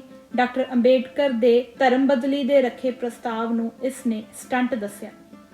Thus spoke Ambedkar, Volume 4, पन्ना 155। नोट, विसाखी ਕਾਨਫਰੰਸ 13 ਅਪ੍ਰੈਲ 1936 ਦੇ ਖਤਮ ਹੁੰਦਿਆਂ ਹੀ ਕਾਂਗਰਸ ਪਾਰਟੀ ਵੱਲੋਂ ਕਾਨਫਰੰਸ ਦਾ ਅਰਥ ਵਿਰੋਧ ਕਰਨਾ ਹੀ ਸੀ। ਘਟਨਾਕ੍ਰਮ ਭਾਗ ਤੀਜਾ। ਸਿੱਖ ਪੰਥ ਵੱਲੋਂ ਸ਼੍ਰੀ ਨਨਕਾਣਾ ਸਾਹਿਬ ਤੇ ਸ਼੍ਰੋਮਣੀ ਗੁਰਦੁਆਰਾ ਪ੍ਰਬੰਧਕ ਕਮੇਟੀ ਸ਼੍ਰੀ ਅੰਮ੍ਰਿਤਸਰ ਵੱਲੋਂ ਉਪਰਾਲੇ। ਸ਼੍ਰੋਮਣੀ ਗੁਰਦੁਆਰਾ ਪ੍ਰਬੰਧਕ ਕਮੇਟੀ ਅੰਮ੍ਰਿਤਸਰ ਤੇ ਸ਼੍ਰੀ ਨਨਕਾਣਾ ਸਾਹਿਬ ਕਮੇਟੀ ਤੇ ਸਰਬ ਹਿੰਦ ਸਿੱਖ ਮਿਸ਼ਨ ਨੇ ਆਪਣੇ ਉਦਮ ਸਦਕਾ ਡਾਕਟਰ ਸਾਹਿਬ ਜੀ ਨੂੰ ਦਿੱਤੇ ਬਚਨ ਅਨੁਸਾਰ ਹੇਠ ਲਿਖੀ ਮਦਦ ਤੇ ਕਾਰਜ ਕੀਤੇ। ਪਹਿਲਾ, ਸਰਬ ਹਿੰਦ ਪ੍ਰਚਾਰ ਮਿਸ਼ਨ ਨਇਆ ਗਾঁव ਬੰਬੇ ਦਾਦਰ ਵਿੱਚ ਛਾਪੇਖਾਨੇ ਲਈ 75,000 ਰੁਪਏ ਦੀ ਜ਼ਮੀਨ ਖਰੀਦ ਇਮਾਰਤ ਤਿਆਰ ਕਰਵਾ ਕੇ ਡਾਕਟਰ ਅੰਬੇਡਕਰ ਜੀ ਦੇ ਨਾਂ ਦਿੱਤੀ ਤੇ ਜਨਤਾ ਅਖਬਾਰ ਉੱਥੋਂ ਛਪਦਾ ਰਿਹਾ। ਨੋਟ, ਅੱਜ ਕੱਲ ਉਸੇ ਜਗ੍ਹਾ ਤੇ ਗੁਰਦੁਆਰਾ ਸਿੰਘ ਸਭਾ ਹੈ ਅਤੇ ਲੜਕੀਆਂ ਦਾ ਸਕੂਲ ਚੱਲ ਰਿਹਾ ਹੈ। ਦੂਜਾ, ਡਾਕਟਰ BR ਅੰਬੇਡਕਰ ਜੀ ਨੂੰ 5,000 ਰੁਪਏ ਵਿਦੇਸ਼ ਜਾਣ ਲਈ ਦਿੱਤੇ ਅਤੇ ਡਾਕਟਰ ਸਾਹਿਬ ਆਪ ਜਰਮਨ ਗਏ ਤੇ ਕਾਲਜ ਦੀ ਇੱਕ ਵੱਡੀ ਇਮਾਰਤ ਲਈ ਸੋਹਣਾ ਨਕਸ਼ਾ 3 ਮੰਜ਼ਿਲਾਂ ਲੈ ਕੇ ਵਾਪਸ ਆਏ। ਤੀਜਾ, ਡਾਕਟਰ ਅੰਬੇਡਕਰ ਜੀ ਦੇ ਨਾਂ ਤੇ ਤਕਰੀਬਨ 1,80,000 ਰੁਪਏ ਦੀ ਜ਼ਮੀਨ ਕਾਲਜ ਬਣਾਉਣ ਨੂੰ ਖਰੀਦ ਕੇ ਦਿੱਤੀ। ਉਸ ਸਸਤੇ ਜ਼ਮਾਨੇ ਵਿੱਚ ਕਾਲਜ ਲਈ ਖਰਚ ਦਾ ਅਨੁਮਾਨ 10 ਲੱਖ ਰੁਪਏ ਸੀ, ਜਿਸ ਨੂੰ ਇਮਾਰਤ ਉਸਾਰੀ ਲਈ ਤਿਆਰ ਰੱਖਿਆ ਗਿਆ। ਉਸਾਰੀ ਸ਼ੁਰੂ ਕਰਵਾਈ ਗਈ, ਸਿਰੇ ਚੜਾਈ ਗਈ। ਮੈਂ ਆਪਣੀ ਜ਼ਮੀਰ ਦੀ ਕੁਰਬਾਨੀ ਨਹੀਂ ਦੇ ਸਕਦਾ। Baba Sahib Ambedkar, writing and speeches, volume 17, part 3, ਸਫਾ 105/27। ਡਾਕਟਰ ਭੀਮ ਰਾਓ ਅੰਬੇਡਕਰ 1 ਮਈ 1936 ਨੂੰ ਸਵੇਰੇ ਜਦ ਵਾਰਦਾ ਪਹੁੰਚੇ, ਦੱਬੀਆਂ ਕੁਚਲੀਆਂ ਜਾਤਾਂ ਨੇ ਉਸ ਨੂੰ ਭਾਰੀ ਉਤਸ਼ਾਹ ਨਾਲ ਜੀ ਆਇਆਂ ਆਖਿਆ। ਡਾਕਟਰ ਅੰਬੇਡਕਰ ਦੇ ਵਾਰ ਦਾ ਠਹਿਰਾਓ ਦੌਰਾਨ ਨਿਰਭੈ ਤਾਰਨ ਸਿੰਘ ਨੇ ਸਾਰੀ ਹਰ ਤਰ੍ਹਾਂ ਸਾਵਧਾਨੀ ਵਰਤੀ। ਡਾਕਟਰ ਅੰਬੇਡਕਰ ਨੇ ਨਲਵਾਡੀ ਦੀ ਵੀ ਯਾਤਰਾ ਕੀਤੀ। ਦੱਬੀਆਂ ਕੁਚਲੀਆਂ ਜਾਤਾਂ ਦੇ ਪੁਰਸ਼ੋਤਮ ਖਾਪਰਡੇ, ਸੰਕਰਾ ਰਾਓ ਸੋਨਾਵਾਨੇ, ਗੋਮਾਜੀ ਤੇਮਤਾਰੇ ਨਾਂ ਦੇ ਲੀਡਰਾਂ ਨੇ ਡਾਕਟਰ ਅੰਬੇਡਕਰ ਨਾਲ 11 ਵਜੇ ਸਵੇਰੇ ਧਰਮ ਬਦਲੀ ਦਾ ਮਸਲਾ ਵਿਚਾਰਿਆ, ਜਿਸ ਨੇ ਇੱਕ ਟੁਕ ਸਾਫ਼ ਸ਼ਰਤਾਂ ਵਿੱਚ ਬਿਆਨ ਕੀਤਾ ਕਿ ਮੈਂ ਕਿਸੇ ਨੂੰ ਇਸਲਾਮ ਜਾਂ ਈਸਾਈ ਧਰਮ ਅਪਣਾਉਣ ਲਈ ਅਜੇ ਨਹੀਂ ਕਿਹਾ। ਜੇਕਰ ਕੋਈ ਵੀ ਆਪਣੀ ਜ਼ਿੰਮੇਵਾਰੀ ਤੇ ਇਸਲਾਮ ਜਾਂ ਦੂਜੇ ਧਰਮ ਨੂੰ ਵਧਾਉਂਦਾ ਹੈ, ਉਹਦੇ ਨਾਲ ਧੋਖਾ ਕੀਤਾ ਜਾਏਗਾ, ਜਿਸ ਲਈ ਮੈਂ ਜ਼ਿੰਮੇਵਾਰ ਨਹੀਂ ਹੋਵਾਂਗਾ। ਇਹ ਇੱਕ ਸੱਚਾਈ ਹੈ ਕਿ ਧਰਮ ਬਦਲੀ ਦਾ ਐਲਾਨ ਕਰ ਚੁੱਕਾ ਹਾਂ, ਪਰੰਤੂ ਮੈਂ ਅਜੇ ਕਿਸੇ ਖਾਸ ਧਰਮ ਨੂੰ ਅਪਣਾਉਣ ਲਈ ਨਹੀਂ ਕਿਹਾ। ਸਾਨੂੰ ਸਾਰਿਆਂ ਨੂੰ ਧਰਮ ਬਦਲੀ ਦਾ ਪ੍ਰਚਾਰ ਕਰਨਾ ਚਾਹੀਦਾ ਹੈ, ਪਰੰਤੂ ਕਿਸੇ ਖਾਸ ਧਰਮ ਦਾ ਪ੍ਰਚਾਰ ਨਹੀਂ ਕਰਨਾ ਚਾਹੀਦਾ। ਜਦ ਮੈਂ ਐਲਾਨ ਕਰਾਂ ਤਦ ਸਿਰਫ ਅਸੀਂ ਸਾਰੇ 7 ਕਰੋੜ ਅਛੂਤ ਇੱਕ ਸਮੇਂ ਤੇ ਧਰਮ ਬਦਲੀ ਕਰੀਏ। ਉਸ ਤੋਂ ਬਾਅਦ ਡਾਕਟਰ ਅੰਬੇਡਕਰ ਨੇ ਦੂਸਰੇ ਅਛੂਤ ਲੀਡਰਾਂ ਨਾਲ ਨਿੱਜੀ ਤੌਰ ਤੇ ਵਿਚਾਰ ਵਟਾਂਦਰਾ ਕੀਤਾ। ਡੇਲੀ ਮਹਾਰਾਸ਼ਟਰਾ, ਨਾਗਪੁਰ, ਡੇਟਡ 6 ਮਈ 1936, ਰੀਪ੍ਰਿੰਟਡ, ਪੇਜ 296। ਕੀਰ ਨੇ ਡਾਕਟਰ ਅੰਬੇਡਕਰ ਦੀ ਵਾਰਦਾ ਦੀ ਫੇਰੀ ਨੂੰ ਹੇਠ ਲਿਖੇ ਅਨੁਸਾਰ ਬਿਆਨ ਕੀਤਾ। ਲਗਭਗ ਇਸ ਸਮੇਂ ਡਾਕਟਰ ਅੰਬੇਡਕਰ ਦੀਆਂ ਗਤੀਵਿਧੀਆਂ ਦੁਆਰਾ ਮਹਾਤਮਾ ਗਾਂਧੀ ਦਾ ਕੈਂਪ ਵੀ ਬੇਚੈਨ ਹੋ ਗਿਆ। ਡਾਕਟਰ ਅੰਬੇਡਕਰ ਨੂੰ ਇਸ ਕਰਕੇ ਸੇਠ ਵਾਲਚੰਦ ਹੀਰਾਚੰਦ ਦੁਆਰਾ ਗਾਂਧੀ ਪਾਸ ਮਿਲਣ ਲਈ ਬੁਲਾਇਆ ਗਿਆ। ਵਾਲਚੰਦ ਦੁਆਰਾ ਸਾਥ ਕਰਦਿਆਂ ਡਾਕਟਰ ਅੰਬੇਡਕਰ ਗਾਂਧੀ ਜੀ ਨੂੰ ਵਾਰਦਾ ਮਿਲੇ, ਫਿਰ ਸਹਿਗਾਂਵ, ਪਰੰਤੂ ਉਹ ਮਸਲੇ ਲਈ ਸਹਿਮਤ ਨਾ ਹੋ ਸਕੇ। ਬਾਅਦ ਵਿੱਚ ਇਸ ਨੂੰ ਸੇਵਾਗ੍ਰਾਮ ਕਿਹਾ ਗਿਆ। ਗਾਂਧੀ ਨੇ ਗਲਤ ਸੋਚਿਆ ਕਿ ਭਾਰਤ ਵਿੱਚ ਅਤੇ ਲੰਡਨ 'ਚ ਬਹੁਤ ਸਾਰੇ ਪ੍ਰਭਾਵ ਡਾਕਟਰ ਅੰਬੇਡਕਰ ਦੇ ਮਗਰ ਕੰਮ ਕਰ ਰਹੇ ਸਨ ਅਤੇ ਮਸਲੇ ਨੂੰ ਨਜਾਇਜ਼ ਤੌਰ ਤੇ ਮੰਨ ਲੈਣ, ਕਿਉਂਕਿ ਉਸ ਦੀਆਂ ਧਮਕੀਆਂ ਦੀ ਵੱਡੇ ਅਨੁਪਾਤਾਂ ਨਾਲ ਆਗਿਆ ਦਿੱਤੀ ਜਾ ਚੁੱਕੀ ਸੀ। Gandhi MK letters to Sardar Vallabh Bhai Patel, page 115। ਸਹਿਗਾਂਵ ਤੋਂ ਵਾਪਸ ਮੁੜਦਿਆਂ ਉਸਦੇ ਰਾਹ ਤੇ ਵਾਰਦਾ ਸਟੇਸ਼ਨ ਉੱਪਰ ਉਤਸ਼ਾਹ ਨਾਲ ਦੱਬੀਆਂ ਕੁਚਲੀਆਂ ਜਾਤਾਂ ਦੁਆਰਾ ਜੀ ਆਇਆਂ ਕਿਹਾ ਗਿਆ। ਵਾਲਚੰਦ, ਹੀਰਾ ਲਾਲ ਅਤੇ ਯਮਨਾ ਲਾਲ ਬਜਾਜ, ਗਾਂਧੀ ਦੇ ਲੱਖਪਤੀ ਹਿਮਾਇਤੀਆਂ ਨੇ ਡਾਕਟਰ ਅੰਬੇਡਕਰ ਨੂੰ ਕਿਹਾ ਉਹ ਗਾਂਧੀ ਦੇ ਕੈਂਪ ਵਿੱਚ ਸ਼ਾਮਲ ਕਿਉਂ ਨਹੀਂ ਹੋਏ। ਦੱਬੀਆਂ ਕੁਚਲੀਆਂ ਜਾਤਾਂ ਨੂੰ ਉੱਪਰ ਚੁੱਕਣ ਲਈ ਸ਼ਾਇਦ ਉਸ ਕੋਲ ਅਥਾਹ ਸਾਧਨ ਜਾਂ ਖਜ਼ਾਨੇ ਹਨ। ਡਾਕਟਰ ਅੰਬੇਡਕਰ ਨੇ ਉਹਨਾਂ ਨੂੰ ਸਾਫ਼ ਤੌਰ ਤੇ ਦੱਸਿਆ ਕਿ ਉਹਦੇ ਜੀਵਨ ਲਈ ਬਹੁਤ ਸਾਰੇ ਨੁਕਤਿਆਂ ਤੇ ਗਾਂਧੀ ਤੋਂ ਵਖਰੇਵਾ ਹੈ। ਇਸ ਤੇ ਉਹਨਾਂ ਨੇ ਨਹਿਰੂ ਦਾ ਹਵਾਲਾ ਦਿੱਤਾ ਅਤੇ ਡਾਕਟਰ ਅੰਬੇਡਕਰ ਨੂੰ ਆਪਣੇ ਵਿਚਾਰ ਇੱਕ ਪਾਸੇ ਰੱਖਦਿਆਂ ਹੋਇਆਂ ਉਸ ਦੀ ਮਿਸਾਲ ਦੀ ਬਰਾਬਰੀ ਕਰਨ ਲਈ ਆਖਿਆ। ਉਸਨੇ ਉਹਨਾਂ ਨੂੰ ਇਹ ਕਹਿੰਦਿਆਂ ਹੋਇਆਂ ਚੁੱਪ ਕਰਵਾ ਦਿੱਤਾ ਕਿ ਉਹ ਅਜਿਹਾ ਆਦਮੀ ਨਹੀਂ ਜਿਸ ਤੇ ਨਹਿਰੂ ਦਾ ਕੇਸ ਲਾਗੂ ਹੋਵੇਗਾ, ਅਤੇ ਕਿਹਾ ਕਿ ਉਹ ਆਪਣੀ ਜ਼ਮੀਰ ਦੀ ਕੁਰਬਾਨੀ ਸਫਲਤਾ ਲਈ ਨਹੀਂ ਦੇ ਸਕਦਾ। ਲੱਖਪਤੀਆਂ ਨੇ ਦੱਬੀਆਂ ਕੁਚਲੀਆਂ ਜਾਤਾਂ ਦੀ ਭੀੜ ਤੇ ਆਪਣੀ ਹੈਰਾਨੀ ਪ੍ਰਗਟਾਈ ਜੋ ਡਾਕਟਰ ਅੰਬੇਡਕਰ ਨੂੰ ਜੀ ਆਇਆਂ ਆਖਣ ਲਈ ਇਕੱਠੀ ਹੋ ਚੁੱਕੀ ਸੀ, ਅਤੇ ਉਹਨਾਂ ਨੇ ਆਪਣੀ ਟਿੱਪਣੀ ਕੀਤੀ ਕਿ ਭਾਵੇਂ ਉਹਨਾਂ ਨੇ ਹਰੀਜਨਾਂ ਦੇ ਮੁਫਾਦ ਲਈ ਧਨ ਖਰਚ ਕੀਤਾ, ਉਹਨਾਂ ਨੂੰ ਠੀਕ ਢੰਗ ਨਾਲ ਹਰੀਜਨਾਂ ਵੱਲੋਂ ਹੁੰਗਾਰਾ ਨਹੀਂ ਮਿਲਿਆ।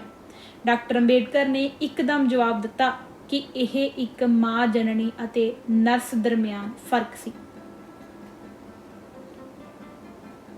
Mister B.S. ਵੈਂਕਟਾ ਰਾਓ ਨੇ ਕਿਹਾ, ਜਿੰਨਾ ਚਿਰ ਅਸੀਂ ਹਿੰਦੂਆਂ ਦੀ ਪਰਤ ਵਿੱਚ ਰਹਿੰਦੇ ਹਾਂ ਉੱਥੇ ਸਮੁੱਚੇ ਤੌਰ ਤੇ ਸਾਡੀ ਕਮਿਊਨਿਟੀ ਲਈ ਮੁਕਤੀ ਨਹੀਂ ਹੈ। ਸਾਨੂੰ ਘੱਟ ਤੋਂ ਘੱਟ ਹੱਕ ਵੀ ਨਹੀਂ ਦਿੱਤੇ ਜਾਂਦੇ ਅਤੇ ਕੁੱਤਿਆਂ ਨਾਲ ਵੀ ਸਾਡੇ ਨਾਲੋਂ ਵਧੀਆ ਵਰਤਾਓ ਕੀਤਾ ਜਾਂਦਾ ਹੈ। ਹੈਦਰਾਬਾਦ ਰਾਜ ਵਿੱਚ ਉੱਥੇ ਦੱਬੇ ਕੁਚਲੇ ਲੋਕਾਂ ਦੀ ਆਬਾਦੀ 24 ਲੱਖ ਹੈ ਅਤੇ ਉਹਨਾਂ ਚੋਂ ਲਗਭਗ ਸਾਰੇ ਵਿਸ਼ੇਸ਼ ਤੌਰ ਤੇ ਪੜ੍ਹੇ ਲਿਖੇ ਕਿਸੇ ਵੀ ਪਲ ਹਿੰਦੂਇਜ਼ਮ ਦਾ ਤਿਆਗ ਕਰਨ ਨੂੰ ਤਿਆਰ ਹਨ। ਉਹਨਾਂ ਦੀ ਮਨਸਾ ਪਹਿਲੇ ਹਿੰਦੂਵਾਦ ਨੂੰ ਤਿਆਗਣ ਅਤੇ ਫਿਰ ਪੂਰੇ ਤੌਰ ਤੇ ਕੋਈ ਦੂਸਰਾ ਲੋਕਤਾਂਤਰਿਕ ਧਰਮ ਅਖਤਿਆਰ ਕਰਨ ਦੀ ਹੈ। ਜੇਕਰ ਇਹ ਸੰਭਵ ਨਾ ਹੋਇਆ ਅਸੀਂ ਇੱਕ ਨਵਾਂ ਧਰਮ ਸ਼ੁਰੂ ਕਰਾਂਗੇ। ਟਾਈਮਜ਼ ਆਫ ਇੰਡੀਆ ਡੇਟਡ 6/5/1936, 10 ਪੋਕ ਅੰਬੇਡਕਰ ਵੋਲਿਊਮ 4 ਪੰਨਾ 175। ਕਰਨਾਟਕਾ, ਮਦਰਾਸ ਅਤੇ ਬਿਹਾਰ ਵਿੱਚ ਬਹੁਤ ਸਾਰੀਆਂ ਕਾਨਫਰੰਸ ਕੀਤੀਆਂ ਗਈਆਂ। ਬੰਗਾਲ ਬੇਪਰਵਾਹ ਰਿਹਾ। ਸਿੱਖਾਂ ਨੇ ਵੀ ਗੁਰੂ ਨਾਨਕ ਜੀ ਦੇ ਸਾਲਾਨਾ ਗੁਰਪੁਰਬ ਨਾਲ ਸੰਬੰਧਿਤ ਮੀਟਿੰਗਾਂ ਕੀਤੀਆਂ। ਡਾਕਟਰ ਅੰਬੇਡਕਰ ਜੀ ਵੀ ਇਹਨਾਂ ਮੀਟਿੰਗਾਂ ਚੋਂ ਕੁਝ ਵਿੱਚ ਸ਼ਾਮਲ ਹੋਏ ਅਤੇ ਸੰਗਤ ਨੂੰ ਸੰਬੋਧਨ ਕੀਤਾ। ਉਹਨਾਂ ਨੇ ਸਿੱਖ ਗੁਰੂਆਂ ਅਤੇ ਸਿੱਖਾਂ ਦੀ ਬਹੁਤ ਪ੍ਰਸ਼ੰਸਾ ਕੀਤੀ। ਡਾਕਟਰ ਅੰਬੇਡਕਰ ਜਿੱਥੇ ਵੀ ਗਏ ਅਖਬਾਰ ਵਾਲਿਆਂ ਨੇ ਉਹਨਾਂ ਨੂੰ ਧਰਮ ਬਦਲੀ ਸੰਬੰਧੀ ਪ੍ਰਸ਼ਨ ਕੀਤੇ ਅਤੇ ਇਹ ਵੀ ਪੁੱਛਿਆ ਕਿਹੜਾ ਧਰਮ ਉਹ ਅਪਣਾਉਣ ਜਾ ਰਹੇ ਸਨ। ਪੱਕਾ ਉਹਨਾਂ ਦਾ ਜਵਾਬ ਸੀ, ਮੈਂ ਅਜੇ ਫੈਸਲਾ ਨਹੀਂ ਕਰ ਚੁੱਕਾ ਹਾਂ। ਮਈ 1936 ਵਿੱਚ ਤਜਵੀਜ਼ ਕੀਤੀ ਇੱਕ ਕਾਨਫਰੰਸ ਕੀਤੀ ਜਾਣੀ ਹੈ ਜਿੱਥੋਂ ਅਸੀਂ ਫੈਸਲਾ ਕਰਾਂਗੇ ਕਿਹੜੇ ਧਰਮ ਨੂੰ ਚੁਣਨਾ ਹੈ। ਡਾਕਟਰ ਅੰਬੇਡਕਰ ਨੇ ਮਈ 1936 ਵਿੱਚ ਨਾਗਪੁਰ ਦੀ ਯਾਤਰਾ ਕੀਤੀ। ਨਾਗਪੁਰ ਮਿਊਨਿਸਪੈਲਿਟੀ ਨੇ ਡਾਕਟਰ ਅੰਬੇਡਕਰ ਜੀ ਦੇ ਸਨਮਾਨ 'ਚ ਜੀ ਆਇਆਂ ਆਖਦਿਆਂ ਇੱਕ ਭਾਸ਼ਣ ਦਿੱਤਾ ਗਿਆ। ਕਸਤੂਰ ਚੰਦ ਪਾਰਕ ਨਾਗਪੁਰ ਇੱਕ ਵੱਡੇ ਪਾਰਕ 'ਚ ਮੀਟਿੰਗ ਕੀਤੀ ਗਈ। ਜਿਸ ਤਰ੍ਹਾਂ ਆਸ ਕੀਤੀ ਗਈ ਧਰਮ ਬਦਲੀ ਦੇ ਸਬੰਧ 'ਚ ਪ੍ਰਸ਼ਨ ਕੀਤੇ ਗਏ। 10 ਪੋਕ Ambedkar volume 4 page 176। Doctor Ambedkar ਨੇ ਉੱਤਰ ਦਿੱਤਾ, ਹਿੰਦੂਆਂ ਦੇ ਘੇਰੇ ਨੂੰ ਛੱਡਣ ਦਾ ਫੈਸਲਾ ਨੀਚ ਅਛੂਤ ਲੋਕਾਂ ਵਾਸਤੇ ਹਿੰਦੂਆਂ ਦੀ ਜਾਤ ਦੇ ਜ਼ੁਲਮਾਂ ਤੋਂ ਆਜ਼ਾਦੀ ਪ੍ਰਾਪਤ ਕਰਨ ਵੱਲ ਸੇਧਤ ਸੀ। ਜਦ ਤੱਕ ਅਛੂਤ ਹਿੰਦੂਇਜ਼ਮ ਦੇ ਪੰਜੇ ਤੋਂ ਆਪਣੇ ਆਪ ਦਾ ਛੁਟਕਾਰਾ ਨਹੀਂ ਪਾ ਲੈਂਦੇ ਉਹਨਾਂ ਲਈ ਉੱਚਾ ਰੁਤਬਾ ਪ੍ਰਾਪਤ ਕਰਨਾ ਬੇਫਾਇਦਾ ਹੋਵੇਗਾ। ਹਿੰਦੂਇਜ਼ਮ ਜਿਸ ਦੇ ਬੂਟਾਂ ਦੀਆਂ ਅੱਡੀਆਂ ਹੇਠ ਕੁਚਲੇ ਜਾ ਚੁੱਕੇ ਹਾਂ, ਤੋੜ ਪਰੇ ਸੁੱਟਣਾ ਉਹਨਾਂ ਦਾ ਨਿਸ਼ਾਨਾ ਸੀ। ਪੱਥਰ ਨੂੰ ਠੁੱਡ ਮਾਰ ਕੇ ਪਰੇ ਸੁੱਟਣਾ ਉਦੇਸ਼ ਸੀ ਜਿਸ ਨੇ ਸਾਨੂੰ ਹੇਠਾਂ ਰੱਖਿਆ। ਜਦ ਹਿੰਦੂਆਂ ਨੇ ਬ੍ਰਿਟਿਸ਼ ਰਾਜ ਅਧੀਨ ਰਹਿਣ ਦੇ ਵਿਚਾਰ ਨੂੰ ਜੀ ਆਇਆਂ ਨਹੀਂ ਕਿਹਾ, ਚਾਹੇ ਉਹਨਾਂ ਨੂੰ ਦੋਹਰੀ ਰਾਜ ਸੱਤਾ ਨਾਲ ਮਿਲਦਾ ਜੁਲਦਾ ਰੁਤਬਾ ਗ੍ਰਾਂਟ ਕੀਤਾ ਗਿਆ ਸੀ। ਜੇਕਰ ਦੱਬੀਆਂ ਕੁਚਲੀਆਂ ਜਮਾਤਾਂ ਆਜ਼ਾਦ ਨਾਗਰਿਕ ਬਣਨਾ ਚਾਹੁੰਦੀਆਂ ਹਨ ਉਹ ਚੀਕ ਚਿਹਾੜਾ ਪਾਉਂਦੇ ਹਨ। ਜਦ ਤੱਕ ਹਿੰਦੂਇਜ਼ਮ ਤੋਂ ਟੁੱਟ ਕੇ ਪਰੇ ਨਹੀਂ ਹੁੰਦੇ ਅਛੂਤਾਂ ਲਈ ਇਸ ਆਜ਼ਾਦੀ ਦੀ ਆਸ ਕਰਨਾ ਫਜ਼ੂਲ ਹੈ। ਟਾਈਮਜ਼ ਆਫ ਇੰਡੀਆ ਡੇਟਡ 5/5/1936, 10 ਪੋਕ ਅੰਬੇਡਕਰ ਵੋਲਿਊਮ 4 ਪੰਨਾ 176। ਨੋ ਕਨਵਰਜਨ ਫॉर 10 years, 10 ਸਾਲਾਂ ਲਈ ਧਰਮ ਬਦਲੀ ਨਹੀਂ। ਸਫਾ 140/163, ਨਾਗਪੁਰ ਮਈ 6, 1936। ਇੱਥੇ ਇਹ ਪੂਰੀ ਤਰ੍ਹਾਂ ਜ਼ੋਰ ਸ਼ੋਰ ਨਾਲ ਅਫਵਾਹ ਉਡਾਈ ਗਈ ਹੈ ਕਿ ਡਾਕਟਰ ਅੰਬੇਡਕਰ ਨੇ ਇੱਥੇ ਪਹੁੰਚਣ ਤੋਂ ਪਹਿਲਾਂ ਗਾਂਧੀ ਜੀ ਨਾਲ ਵਾਅਦਾ ਕੀਤਾ ਸੀ ਕਿ ਉਹ ਧਰਮ ਬਦਲੀ ਲਈ 10 ਸਾਲ ਜਾਂ ਇਸ ਤੋਂ ਵੀ ਵੱਧ ਕੋਈ ਕਦਮ ਨਹੀਂ ਪੁੱਟੇਗਾ। The Bombay Chronicle dated 7th May 1936, source material volume 1, 5 ਜੂਨ 1936। ਤੁਹਾਡੀ ਮੁਕਤੀ ਅਤੇ ਅਗਾਂਹ ਵਧਣ ਲਈ ਧਰਮ ਬਦਲਣਾ ਜ਼ਰੂਰੀ। ਸਫਾ 107/28। ਥਾਣਾ ਜ਼ਿਲ੍ਹੇ ਦੇ ਪੂਰਬ ਅਤੇ ਦੱਖਣ ਦੇ ਅਛੂਤਾਂ ਨੇ ਐਤਵਾਰ 17 ਮਈ 1936 ਨੂੰ ਕਲਿਆਣ ਵਿੱਚ ਇੱਕ ਵੱਡੀ ਕਾਨਫਰੰਸ ਦਾ ਇੰਤਜ਼ਾਮ ਕੀਤਾ। ਡਾਕਟਰ ਭੀਮ ਰਾਓ ਅੰਬੇਡਕਰ ਦੀ ਪ੍ਰਧਾਨਗੀ ਹੇਠ ਖੁੱਲ੍ਹੇ ਤੌਰ ਤੇ ਧਰਮ ਬਦਲੀ ਦੇ ਐਲਾਨ ਦਾ ਸਮਰਥਨ ਕਰਨ ਲਈ ਇੱਕ ਕਾਨਫਰੰਸ ਦਾ ਇੰਤਜ਼ਾਮ ਕੀਤਾ ਗਿਆ। 100 ਤੋਂ 150 ਪਿੰਡਾਂ ਤੋਂ ਅਛੂਤਾਂ ਦੀ ਭੀੜ ਡਾਕਟਰ ਅੰਬੇਡਕਰ ਨੂੰ ਜੀ ਆਇਆਂ ਕਹਿਣ ਲਈ ਰੇਲਵੇ ਸਟੇਸ਼ਨ ਤੇ ਇਕੱਠੀ ਹੋਈ। ਉਹਨੂੰ ਬਹੁਤ ਸਾਰੇ ਲੀਡਰਾਂ ਦੁਆਰਾ ਜੀ ਆਇਆਂ ਆਖਿਆ ਗਿਆ ਜਦ ਉਹ ਕਲਿਆਣ ਰੇਲਵੇ ਸਟੇਸ਼ਨ ਤੇ 3 ਵਜੇ ਸ਼ਾਮ ਨੂੰ ਪਹੁੰਚਿਆ। ਸਟੇਸ਼ਨ ਦੇ ਬਾਹਰ ਲੋਕਾਂ ਨੇ ਉੱਚੀ ਆਵਾਜ਼ ਨਾਲ ਨਾਅਰੇ ਲਾਏ, ਅੰਬੇਡਕਰ ਜਿੰਦਾਬਾਦ, ਤੁਹਾਡੇ ਭੀਮ ਰਾਜ, ਰੌਲੇ ਨਾਲ ਕੰਨ ਬੋਲੇ ਹੋਏ। ਉੱਥੇ ਲਗਭਗ 4000 ਅਛੂਤ ਜਲੂਸ ਵਿੱਚ ਸਨ। ਬੈਂਡ ਬਾਜੇ ਅਤੇ ਭੌਤਿਕ ਵਿਖਾਵਿਆਂ ਦਾ ਜਲੂਸ ਵਿੱਚ ਇੰਤਜ਼ਾਮ ਕੀਤਾ ਗਿਆ ਸੀ। ਸਾਰੇ ਵਾਯੂਮੰਡਲ 'ਚ ਅਖੌਤੀ, ਗੂੰਗੇ ਅਛੂਤ ਪਿਆਰ ਅਤੇ ਆਤਮ ਸਨਮਾਨ ਨਾਲ ਭਰੇ ਹੋਏ ਸਨ।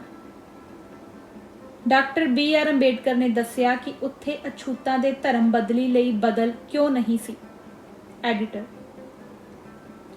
ਤੁਸੀਂ ਮੇਰੇ ਧਰਮ ਬਦਲੀ ਬਾਰੇ ਵਿਚਾਰ ਸੁਣਨ ਲਈ ਇਕੱਠੇ ਹੋ ਚੁੱਕੇ ਹੋ। ਮੈਂ ਇਸ ਕਰਕੇ ਮਹਿਸੂਸ ਕਰਦਾ ਹਾਂ ਤੁਹਾਡੇ ਨਾਲ ਵਿਸਥਾਰ ਵਿੱਚ ਵਿਸ਼ੇ ਬਾਰੇ ਇਹ ਜ਼ਰੂਰੀ ਹੈ ਗੱਲ ਕਰਾਂ।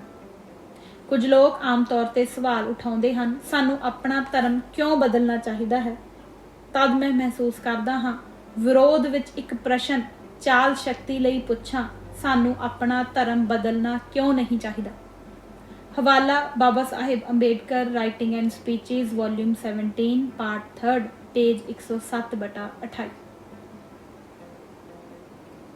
ਡਾਕਟਰ ਅੰਬੇਡਕਰ ਜੀ ਦੀ ਜ਼ੁਬਾਨੀ ਧਰਮ ਬਦਲੀ ਦੇ ਕਾਰਨ। ਜਨਤਾ ਅਖਬਾਰ ਮਿਤੀ 23 ਮਈ 1936। ਮੈਂ ਆਪਣੇ ਜੀਵਨ ਨਾਲ ਸੰਬੰਧਿਤ ਕੁਝ ਘਟਨਾਵਾਂ ਨੂੰ ਬਿਆਨ ਕਰਨਾ ਪਸੰਦ ਕਰਾਂਗਾ ਕਿ ਧਰਮ ਬਦਲੀ ਕਿਉਂ ਜ਼ਰੂਰੀ ਹੈ ਅਤੇ ਫਿਰ ਤੁਹਾਡੇ ਲਈ ਇਹਨੂੰ ਸਮਝਣਾ ਆਸਾਨ ਹੋਵੇਗਾ ਕਿਉਂ ਮੈਂ ਧਰਮ ਬਦਲੀ ਨੂੰ ਚੁਣਿਆ। ਤੁਸੀਂ ਵੀ ਆਪਣੀ ਜ਼ਿੰਦਗੀ ਵਿੱਚ ਉਸੇ ਤਰ੍ਹਾਂ ਦਾ ਤਜਰਬਾ ਜ਼ਰੂਰ ਪ੍ਰਾਪਤ ਕਰ ਚੁੱਕੇ ਹੋ। ਮੇਰੇ ਜੀਵਨ ਵਿੱਚ 4 ਜਾਂ 5 ਘਟਨਾਵਾਂ ਹਨ ਜਿਨ੍ਹਾਂ ਨੇ ਮੇਰੇ ਮਨ ਤੇ ਡੂੰਘਾ ਅਸਰ ਛੱਡਿਆ ਤੇ ਮੈਨੂੰ ਹਿੰਦੂਇਜ਼ਮ ਦੇ ਤਿਆਗ ਕਰਨ ਅਤੇ ਕਿਸੇ ਦੂਜੇ ਧਰਮ ਨੂੰ ਧਰਮ ਬਦਲੀ ਕਰਨ ਦੇ ਫੈਸਲੇ ਨੂੰ ਲੈ ਗਈਆਂ। ਮੈਂ ਅੱਜ ਉਹਨਾਂ ਘਟਨਾਵਾਂ ਵਿੱਚੋਂ ਸੰਬੰਧਿਤ ਸਿਰਫ 2 ਜਾਂ 3 ਨੂੰ ਬਿਆਨ ਕਰਨਾ ਪਸੰਦ ਕਰਾਂਗਾ। ਮੈਂ ਮਹੂ ਵਿੱਚ ਪੈਦਾ ਹੋਇਆ, ਇੰਦੌਰ, ਜਿੱਥੇ ਮੇਰੇ ਪਿਤਾ ਜੀ ਫੌਜ ਦੀ ਨੌਕਰੀ ਵਿੱਚ ਸਨ। ਉਸ ਸਮੇਂ ਉਹਨਾਂ ਦਾ ਸੂਬੇਦਾਰ ਦਾ ਰੈਂਕ ਸੀ। ਜਦ ਤੋਂ ਅਸੀਂ ਛਾਉਣੀ ਵਿੱਚ ਰਹੇ ਸਾਡਾ ਮਿਲਟਰੀ ਦੇ ਏਰੀਆ ਤੋਂ ਬਾਹਰ ਘੱਟ ਹੀ ਵਾਹ ਸੀ। ਮੈਨੂੰ ਅਛੂਤਪਣ ਦਾ ਕੋਈ ਵੀ ਤਜਰਬਾ ਨਹੀਂ ਸੀ। ਜਦ ਮੇਰੇ ਪਿਤਾ ਜੀ ਪੈਨਸ਼ਨ ਤੇ ਨੌਕਰੀ ਤੋਂ ਰਿਟਾਇਰ ਹੋਏ, ਮੇਰੇ ਮਾਤਾ ਜੀ ਦੀ ਮੌਤ ਹੋ ਗਈ ਜਦੋਂ ਮੈਂ 5 ਸਾਲ ਦਾ ਅਤੀ ਛੋਟਾ ਸਾਂ। ਗੋਰੇਗਾਂਵ ਜ਼ਿਲ੍ਹਾ 17 ਵਿੱਚ ਕਾਲ ਭੁੱਖਮਰੀ ਪੈ ਗਈ ਅਤੇ ਸਰਕਾਰ ਨੇ ਇਹਦੇ ਨਾਲ ਲੜਨ ਲਈ ਕਾਲ ਤੋਂ ਰਾਹਤ ਵਾਸਤੇ ਉਹਨਾਂ ਨੇ ਇੱਕ ਪਾਣੀ ਦਾ ਤਲਾਬ ਪੁੱਟਣਾ ਸ਼ੁਰੂ ਕੀਤਾ ਅਤੇ ਮੇਰੇ ਪਿਤਾ ਜੀ ਨੂੰ ਮਜ਼ਦੂਰਾਂ ਦੇ ਕੈਂਪ ਵਿੱਚ ਕਾਮਿਆਂ ਦੀਆਂ ਤਨਖਾਹਾਂ ਜਾਰੀ ਕਰਨ ਤੇ ਵੰਡਣ ਦੀ ਨੌਕਰੀ ਵਜੋਂ ਨਿਯੁਕਤ ਕੀਤਾ ਗਿਆ। ਉਹਨਾਂ ਨੂੰ ਗੋਰੇਗਾਂਵ ਮਜ਼ਦੂਰਾਂ ਦੇ ਕੈਂਪ 'ਚ ਹਾਜ਼ਰੀ ਇਤਲਾਹ ਦੇਣੀ ਪਈ ਅਤੇ ਸਾਨੂੰ 4 ਬੱਚਿਆਂ ਨੂੰ ਪਿੱਛੇ 17 ਹੀ ਛੱਡਿਆ ਗਿਆ। 4 ਤੋਂ 5 ਸਾਲ ਲਈ ਤਕਰੀਬਨ ਸਾਨੂੰ 17 ਵਿੱਚ ਸਿਰਫ ਚੋਲਾਂ ਤੇ ਹੀ ਰਹਿਣਾ ਪਿਆ। ਇਹ ਸਿਰਫ 17 ਆਉਣ ਤੋਂ ਬਾਅਦ ਸੀ ਕਿ ਅਛੂਤਪਣ ਕੀ ਹੈ ਦਾ ਤਜਰਬਾ ਹੋਣਾ ਸ਼ੁਰੂ ਹੋਇਆ। ਪਹਿਲੀ ਚੀਜ਼ ਜਿਹਦਾ ਮੈਨੂੰ ਬਹੁਤ ਧੱਕਾ ਲੱਗਾ ਸੀ ਕਿ ਕੋਈ ਨਾਈ ਸਾਡੇ ਵਾਲ ਕੱਟਣ ਨੂੰ ਤਿਆਰ ਨਾ ਹੁੰਦਾ। ਇਹਨੇ ਸਾਨੂੰ ਪਰੇਸ਼ਾਨ ਕੀਤਾ। ਮੇਰੀ ਵੱਡੀ ਭੈਣ ਜੋ ਅਜੇ ਜਿਉਂਦੀ ਹੈ ਸਾਡੇ ਘਰ ਦੇ ਬਾਹਰ ਪਲੇਟਫਾਰਮ ਤੇ ਬੈਠਿਆਂ ਮੇਰੇ ਵਾਲ ਕੱਟਿਆ ਕਰਦੀ। ਮੈਂ ਸਮਝ ਨਾ ਸਕਿਆ ਬਹੁਤ ਸਾਰੇ ਨਾਈਆਂ ਦੀ ਮੌਜੂਦਗੀ ਹੋਣ ਦੇ ਬਾਵਜੂਦ ਕੋਈ ਨਾਈ ਵਾਲ ਕੱਟਣ ਨੂੰ ਤਿਆਰ ਕਿਉਂ ਨਾ ਹੋ ਸਕਿਆ। ਦੂਸਰੀ ਘਟਨਾ ਵੀ ਇਸੇ ਸਮੇਂ ਨਾਲ ਸੰਬੰਧ ਰੱਖਦੀ ਹੈ। ਜਦ ਤੱਕ ਮੇਰੇ ਪਿਤਾ ਜੀ ਗੋਰੇਗਾਂਵ ਸਨ ਉਹ ਸਾਨੂੰ ਪੱਤਰ ਭੇਜਿਆ ਕਰਦੇ। ਇੱਕ ਪੱਤਰ ਵਿੱਚ ਉਹਨਾਂ ਸਾਨੂੰ ਗੋਰੇਗਾਂਵ ਦੀ ਯਾਤਰਾ ਲਈ ਸੱਦਿਆ। ਸਾਨੂੰ ਗੋਰੇਗਾਂਵ ਨੂੰ ਰੇਲ ਦੁਆਰਾ ਸਫ਼ਰ ਕਰਦਿਆਂ ਜਾਣਾ ਪਏਗਾ ਦੇ ਵਿਚਾਰ ਨੇ ਮੈਨੂੰ ਬਹੁਤ ਹਿਲਾ ਕੇ ਰੱਖ ਦਿੱਤਾ ਕਿਉਂਕਿ ਮੈਂ ਪਹਿਲਾਂ ਕਦੇ ਗੱਡੀ ਦੇਖੀ ਨਹੀਂ ਸੀ। ਮੇਰੇ ਪਿਤਾ ਦੁਆਰਾ ਭੇਜੇ ਗਏ ਪੈਸਿਆਂ ਨਾਲ ਅਸੀਂ ਨਵੇਂ ਕੱਪੜੇ ਸਿਲਾਈ ਕਰਵਾਏ ਅਤੇ ਮੇਰਾ ਭਰਾ, ਮੇਰੀ ਭੈਣ ਦੀ ਲੜਕੀ ਅਤੇ ਮੈਂ ਗੋਰੇਗਾਂਵ ਲਈ ਚੱਲ ਪਏ। ਅਸੀਂ ਪਹਿਲਾਂ ਇੱਕ ਪੱਤਰ ਭੇਜ ਚੁੱਕੇ ਸਾਂ ਪਰੰਤੂ ਬਦਕਿਸਮਤੀ ਨਾਲ, ਅਣਗਹਿਲੀ ਕਾਰਨ ਜਾਂ ਸਾਡੇ ਨੌਕਰ ਦੀ ਗਲਤੀ ਨਾਲ ਇਹ ਪੱਤਰ ਮੇਰੇ ਪਿਤਾ ਨੂੰ ਨਾ ਪਹੁੰਚਿਆ। ਸਾਨੂੰ ਯਕੀਨ ਸੀ ਕਿ ਮੇਰੇ ਪਿਤਾ ਜੀ ਰੇਲਵੇ ਸਟੇਸ਼ਨ ਤੋਂ ਸਾਨੂੰ ਲੈਣ ਲਈ ਇੱਕ ਨੌਕਰ ਨੂੰ ਭੇਜ ਦੇਣਗੇ। ਗੱਡੀ ਤੋਂ ਉਤਰਦਿਆਂ ਸਾਨੂੰ ਉਸ ਜਗ੍ਹਾ ਵਿੱਚ ਕਿਤੇ ਵੀ ਲੱਭਣ ਤੇ ਨੌਕਰ ਸਾਡੀ ਨਿਗਾਹ 'ਚ ਨਾ ਆਇਆ। ਦੁੱਖ ਹੋਇਆ। ਸ਼ਾਮ ਪੈ ਰਹੀ ਸੀ ਅਤੇ ਅਜੇ 6 ਜਾਂ 7 ਵਜੇ ਸ਼ਾਮ ਰਾਤ ਅਸੀਂ ਇੱਕ ਟਾਂਗਾ ਪ੍ਰਾਪਤ ਕਰਨ 'ਚ ਸਫਲ ਨਾ ਹੋਏ। ਅਖੀਰ ਤੇ ਇੱਕ ਟਾਂਗੇ ਵਾਲਾ ਸਾਨੂੰ ਲੈ ਜਾਣ ਨੂੰ ਸਹਿਮਤ ਹੋਇਆ, ਪਰੰਤੂ ਉਸਨੇ ਸ਼ੁਰੂ 'ਚ ਹੀ ਇਹ ਸਾਫ਼ ਕਰ ਦਿੱਤਾ ਕਿ ਉਹ ਸਾਡੇ ਲਈ ਟਾਂਗਾ ਨਹੀਂ ਚਲਾਏਗਾ, ਕਾਰਨ ਅਸੀਂ ਮਹਾਰ ਜਾਤੀ ਨਾਲ ਸੰਬੰਧਿਤ ਹਾਂ। ਮੈਂ ਮਿਲਟਰੀ ਏਰੀਆ ਵਿੱਚ ਰਹਿੰਦਾ ਰਿਹਾ ਸਾਂ ਅਤੇ ਮੇਰੇ ਲਈ ਟਾਂਗਾ ਚਲਾਉਣਾ ਮੁਸ਼ਕਿਲ ਨਹੀਂ ਸੀ। ਜਿਉਂ ਹੀ ਅਸੀਂ ਇਸ ਸ਼ਰਤ ਨਾਲ ਸਹਿਮਤ ਹੋਏ, ਉਹ ਆਪਣੇ ਟਾਂਗੇ ਨਾਲ ਆਇਆ ਅਤੇ ਅਸੀਂ ਸਾਰੇ ਬੱਚੇ ਗੋਰੇਗਾਂਵ ਲਈ ਚੱਲ ਪਏ। ਲਗਭਗ ਅਸੀਂ ਅਗਲੇ ਦਿਨ ਗੋਰੇਗਾਂਵ ਦੁਪਹਿਰ ਤੋਂ ਬਾਅਦ ਬੁਰੀ ਤਰ੍ਹਾਂ ਥੱਕੇ ਹੋਏ ਅਤੇ ਲਗਭਗ ਅੱਧੇ ਮਰੇ ਹੋਏ ਪਹੁੰਚੇ। ਤੀਸਰੀ ਘਟਨਾ ਨਾਲ ਸੰਬੰਧਿਤ ਸਮਾਂ ਜਦ ਮੈਂ ਬੜੌਦਾ ਰਾਜ ਵਿੱਚ ਨੌਕਰੀ ਕੀਤੀ। ਮੈਂ ਬਾਹਰ ਪੜ੍ਹਨ ਲਈ ਬੜੌਦਾ ਰਾਜ ਦੁਆਰਾ ਲਗਾਏ ਗਏ ਵਜ਼ੀਫੇ ਨਾਲ ਗਿਆ ਸੀ। ਇੰਗਲੈਂਡ ਤੋਂ ਵਾਪਸ ਪਰਤਦਿਆਂ ਸਮਝੌਤੇ ਦੀਆਂ ਸ਼ਰਤਾਂ ਅਨੁਸਾਰ ਮੈਂ ਬੜੌਦਾ ਦਰਬਾਰ ਅਧੀਨ ਨੌਕਰੀ ਕਰਨ ਆਇਆ। ਮੈਂ ਬੜੌਦਾ ਵਿੱਚ ਰਹਿਣ ਲਈ ਇੱਕ ਮਕਾਨ ਨਾ ਪ੍ਰਾਪਤ ਕਰ ਸਕਿਆ। ਨਾ ਹੀ ਇੱਕ ਹਿੰਦੂ ਨਾ ਕੋਈ ਮੁਸਲਮਾਨ ਬੜੌਦਾ ਸ਼ਹਿਰ ਵਿੱਚ ਮੈਨੂੰ ਮਕਾਨ ਕਿਰਾਏ ਤੇ ਦੇਣ ਲਈ ਤਿਆਰ ਹੋਇਆ। ਕਿਸੇ ਵੀ ਮਹੱਲੇ ਵਿੱਚ ਇੱਕ ਮਕਾਨ ਪ੍ਰਾਪਤ ਕਰਨ 'ਚ ਫੇਲ ਹੁੰਦਿਆਂ ਮੈਂ ਇੱਕ ਪਾਰਸੀ ਧਰਮਸ਼ਾਲਾ ਵਿੱਚ ਰਿਹਾਇਸ਼ ਪ੍ਰਾਪਤ ਕਰਨ ਦਾ ਫੈਸਲਾ ਕੀਤਾ। ਅਮਰੀਕਾ ਤੇ ਇੰਗਲੈਂਡ ਵਿੱਚ ਠਹਿਰਨ ਦੇ ਬਾਅਦ ਮੈਂ ਇੱਕ ਸਾਫ਼ ਚਿਹਨ ਚੱਕਰ ਅਤੇ ਇੱਕ ਪ੍ਰਭਾਵਸ਼ਾਲੀ ਸ਼ਖਸੀਅਤ ਬਣ ਚੁੱਕਾ ਸਾਂ। ਆਪਣੇ ਆਪ ਨੂੰ ਪਾਰਸੀ ਨਾਂ ਅਦਾਲਜੀ ਸੋਰਾਬਜੀ ਦਿੰਦਿਆਂ ਮੈਂ ਪਾਰਸੀ ਧਰਮਸ਼ਾਲਾ ਵਿੱਚ ਰਹਿਣਾ ਸ਼ੁਰੂ ਕੀਤਾ। ਪਾਰਸੀ ਮੈਨੇਜਰ ਮੈਨੂੰ 2 ਰੁਪਏ ਦਾਮ ਤੇ ਰੱਖਣ ਲਈ ਸਹਿਮਤ ਹੋਇਆ, ਪਰੰਤੂ ਛੇਤੀ ਹੀ ਲੋਕਾਂ ਨੂੰ ਸੱਚਾਈ ਦੀ ਅਫਵਾਹ ਦਾ ਪਤਾ ਲੱਗ ਗਿਆ ਕਿ ਮਹਾਰਾਜਾ ਗਾਇਕਵਾੜ ਬੜੌਦਾ ਉੱਚੀ ਸ਼ਾਨ ਵਾਲਾ ਆਪਣੇ ਦਰਬਾਰ ਵਿੱਚ ਇੱਕ ਮਹਾਰ ਲੜਕਾ ਇੱਕ ਅਫਸਰ ਵਜੋਂ ਨਿਯੁਕਤ ਕਰ ਚੁੱਕਾ ਹੈ। ਪਾਰਸੀ ਧਰਮਸ਼ਾਲਾ ਵਿੱਚ ਇੱਕ ਫਰਜ਼ੀ ਨਾਂ ਹੇਠ ਮੇਰੇ ਰਹਿੰਦਿਆਂ ਡਰ ਨੇ ਛੱਕੀ ਉਛਾਲ ਦਿੱਤਾ ਅਤੇ ਮੇਰਾ ਗੁਪਤ ਭੇਦ ਜਲਦੀ ਬਾਹਰ ਸੀ। ਮੇਰੇ ਦੂਸਰੇ ਦਿਨ ਦੇ ਠਹਿਰਾਓ ਤੇ ਜਦ ਅਜੇ ਆਪਣੇ ਦਫ਼ਤਰ ਲਈ ਸਵੇਰ ਦਾ ਨਾਸ਼ਤਾ ਲੈਣ ਤੋਂ ਬਾਅਦ ਜਾਣ ਹੀ ਲੱਗਾ, ਪਾਰਸੀਆਂ ਦੀ ਇੱਕ ਭੀੜ ਹਥਿਆਰਬੰਦ ਲਾਠੀਆਂ ਨਾਲ ਮੇਰਾ ਰਾਜੀ ਖੁਸ਼ੀ ਪੁੱਛਣ ਆਈ। ਮੈਨੂੰ ਮਾਰਨ ਦੀਆਂ ਧਮਕੀਆਂ ਦਿੰਦਿਆਂ ਮੰਗ ਕੀਤੀ ਮੈਂ ਕੌਣ ਸੀ। ਮੈਂ ਉੱਤਰ ਦਿੱਤਾ, ਮੈਂ ਇੱਕ ਹਿੰਦੂ ਹਾਂ। ਪਰੰਤੂ ਉਹਨਾਂ ਦੀ ਇਸ ਉੱਤਰ ਨਾਲ ਸੰਤੁਸ਼ਟੀ ਨਾ ਹੋਈ। ਇਸ ਉੱਤਰ ਨੇ ਉਹਨਾਂ ਨੂੰ ਗੁੱਸਾ ਚੜ੍ਹਾ ਦਿੱਤਾ। ਉਹ ਮੇਰੇ ਉੱਤੇ ਗਾਲਾਂ ਦੀ ਬੁਛਾੜ ਕਰਨ ਲੱਗੇ ਅਤੇ ਮੈਨੂੰ ਜਲਦੀ ਕਮਰਾ ਖਾਲੀ ਕਰਨ ਲਈ ਕਿਹਾ। ਮੇਰੀ ਸੋਚ ਦੀ ਹੋਂਦ ਅਤੇ ਗਿਆਨ ਨੇ ਹਾਲਾਤ ਨੂੰ ਹਿੰਮਤ ਨਾਲ ਸਾਹਮਣਾ ਕਰਨ ਦੀ ਮੈਨੂੰ ਤਾਕਤ ਦਿੱਤੀ। ਨਿਮਰਤਾ ਨਾਲ ਮੈਂ 8 ਘੰਟੇ ਹੋਰ ਰੁਕਣ ਲਈ ਆਗਿਆ ਮੰਗੀ। ਸਾਰਾ ਦਿਨ ਮੈਂ ਮਕਾਨ ਵਿੱਚ ਰਹਿਣ ਲਈ ਕਈ ਥਾਈਂ ਭਾਲ ਕੀਤੀ, ਪਰੰਤੂ ਦੁਖਦਾਇਕ ਤੌਰ ਤੇ ਮੈਂ ਆਪਣਾ ਸਿਰ ਛੁਪਾਉਣ ਲਈ ਕੋਈ ਥਾਂ ਪ੍ਰਾਪਤ ਕਰਨ ਲਈ ਅਸਫਲ ਹੋਇਆ। ਮੈਂ ਆਪਣੇ ਮਿੱਤਰਾਂ ਕੋਲ ਪਹੁੰਚ ਕੀਤੀ, ਪਰੰਤੂ ਉਹਨਾਂ ਸਾਰਿਆਂ ਨੇ ਮੈਨੂੰ ਨੀਚਾ ਦਿਖਾਉਣ ਲਈ ਆਪਣੀ ਬੇਵਸੀ ਜ਼ਾਹਰ ਕਰਦਿਆਂ ਨਾ ਰੱਖਣ ਲਈ ਇੱਕ ਜਾਂ ਦੂਜੇ ਬਹਾਨੇ ਨਾਲ ਚੱਕਰ ਚੁਪਾਇਆ। ਮੈਂ ਬੁਰੀ ਤਰ੍ਹਾਂ ਨਿਰਾਸ਼ ਅਤੇ ਹਤਾਸ਼ ਸੀ। ਅੱਗੇ ਕੀ ਕਰਨਾ ਮੈਂ ਅਜੇ ਫੈਸਲਾ ਨਾ ਕਰ ਸਕਿਆ। ਨਿਰਾਸ਼ ਅਤੇ ਹਤਾਸ਼ ਹੋਇਆ ਮੈਂ ਚੁੱਪਚਾਪ ਇੱਕ ਜਗ੍ਹਾ ਬੈਠ ਗਿਆ। ਮੇਰੀਆਂ ਅੱਖਾਂ ਦੇ ਅੱਥਰੂ ਵਗ ਰਹੇ ਸਨ। ਇੱਕ ਘਰ ਪ੍ਰਾਪਤ ਕਰਨ ਦੀ ਆਸ ਨਾ ਰੱਖਦਿਆਂ ਤੇ ਨਾ ਹੀ ਬਦਲ ਸੀ, ਪਰ ਨੌਕਰੀ ਛੱਡਣ ਲਈ ਮੈਂ ਆਪਣਾ ਅਸਤੀਫਾ ਦੇ ਦਿੱਤਾ ਅਤੇ ਰਾਤ ਦੀ ਗੱਡੀ ਦੁਆਰਾ ਬੰਬੇ ਲਈ ਚੱਲ ਪਿਆ। ਮੇਰੀ ਜ਼ਿੰਦਗੀ ਦੀਆਂ ਇਹਨਾਂ ਡਰਾਉਣੀਆਂ ਘਟਨਾਵਾਂ ਵਾਂਗ ਜ਼ਰੂਰ ਤੁਸੀਂ ਵੀ ਆਪਣੇ ਜੀਵਨ ਵਿੱਚ ਮੁਸ਼ਕਲਾਂ ਵਿੱਚੋਂ ਗੁਜ਼ਰ ਚੁੱਕੇ ਹੋ। ਇੱਕ ਸਮਾਜ ਜਿਹੜਾ ਮਨੁੱਖਤਾ ਤੋਂ ਖਾਲੀ ਹੈ, ਇਹਦੇ ਵਿੱਚ ਰਹਿੰਦਿਆਂ ਕੀ ਅਕਲਮੰਦੀ ਹੈ ਜਿਹੜਾ ਤੁਹਾਡੀ ਰੱਖਿਆ, ਤੁਹਾਡੀ ਇੱਜ਼ਤ ਨਹੀਂ ਕਰਦਾ ਜਾਂ ਤੁਹਾਡੇ ਨਾਲ ਇੱਕ ਇਨਸਾਨ ਵਾਂਗ ਵਰਤਾਓ ਨਹੀਂ ਕਰਦਾ।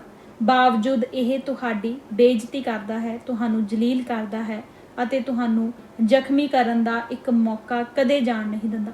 ਕੋਈ ਆਦਮੀ ਆਤਮ ਸਨਮਾਨ ਦੇ ਇੱਕ ਅਤੇ ਭਲਮਾਨਸੀ ਨਾਲ ਇਸ ਸ਼ੈਤਾਨੀ ਧਰਮ ਹਿੰਦੂਇਜ਼ਮ ਵਿੱਚ ਰਹਿਣ ਨੂੰ ਪਸੰਦ ਨਹੀਂ ਕਰੇਗਾ। ਸਿਰਫ ਉਹ ਜੋ ਗੁਲਾਮ ਰਹਿਣ ਨੂੰ ਪਿਆਰ ਕਰਦੇ ਹਨ ਇਸ ਧਰਮ ਵਿੱਚ ਰਹਿ ਸਕਦੇ ਹਨ।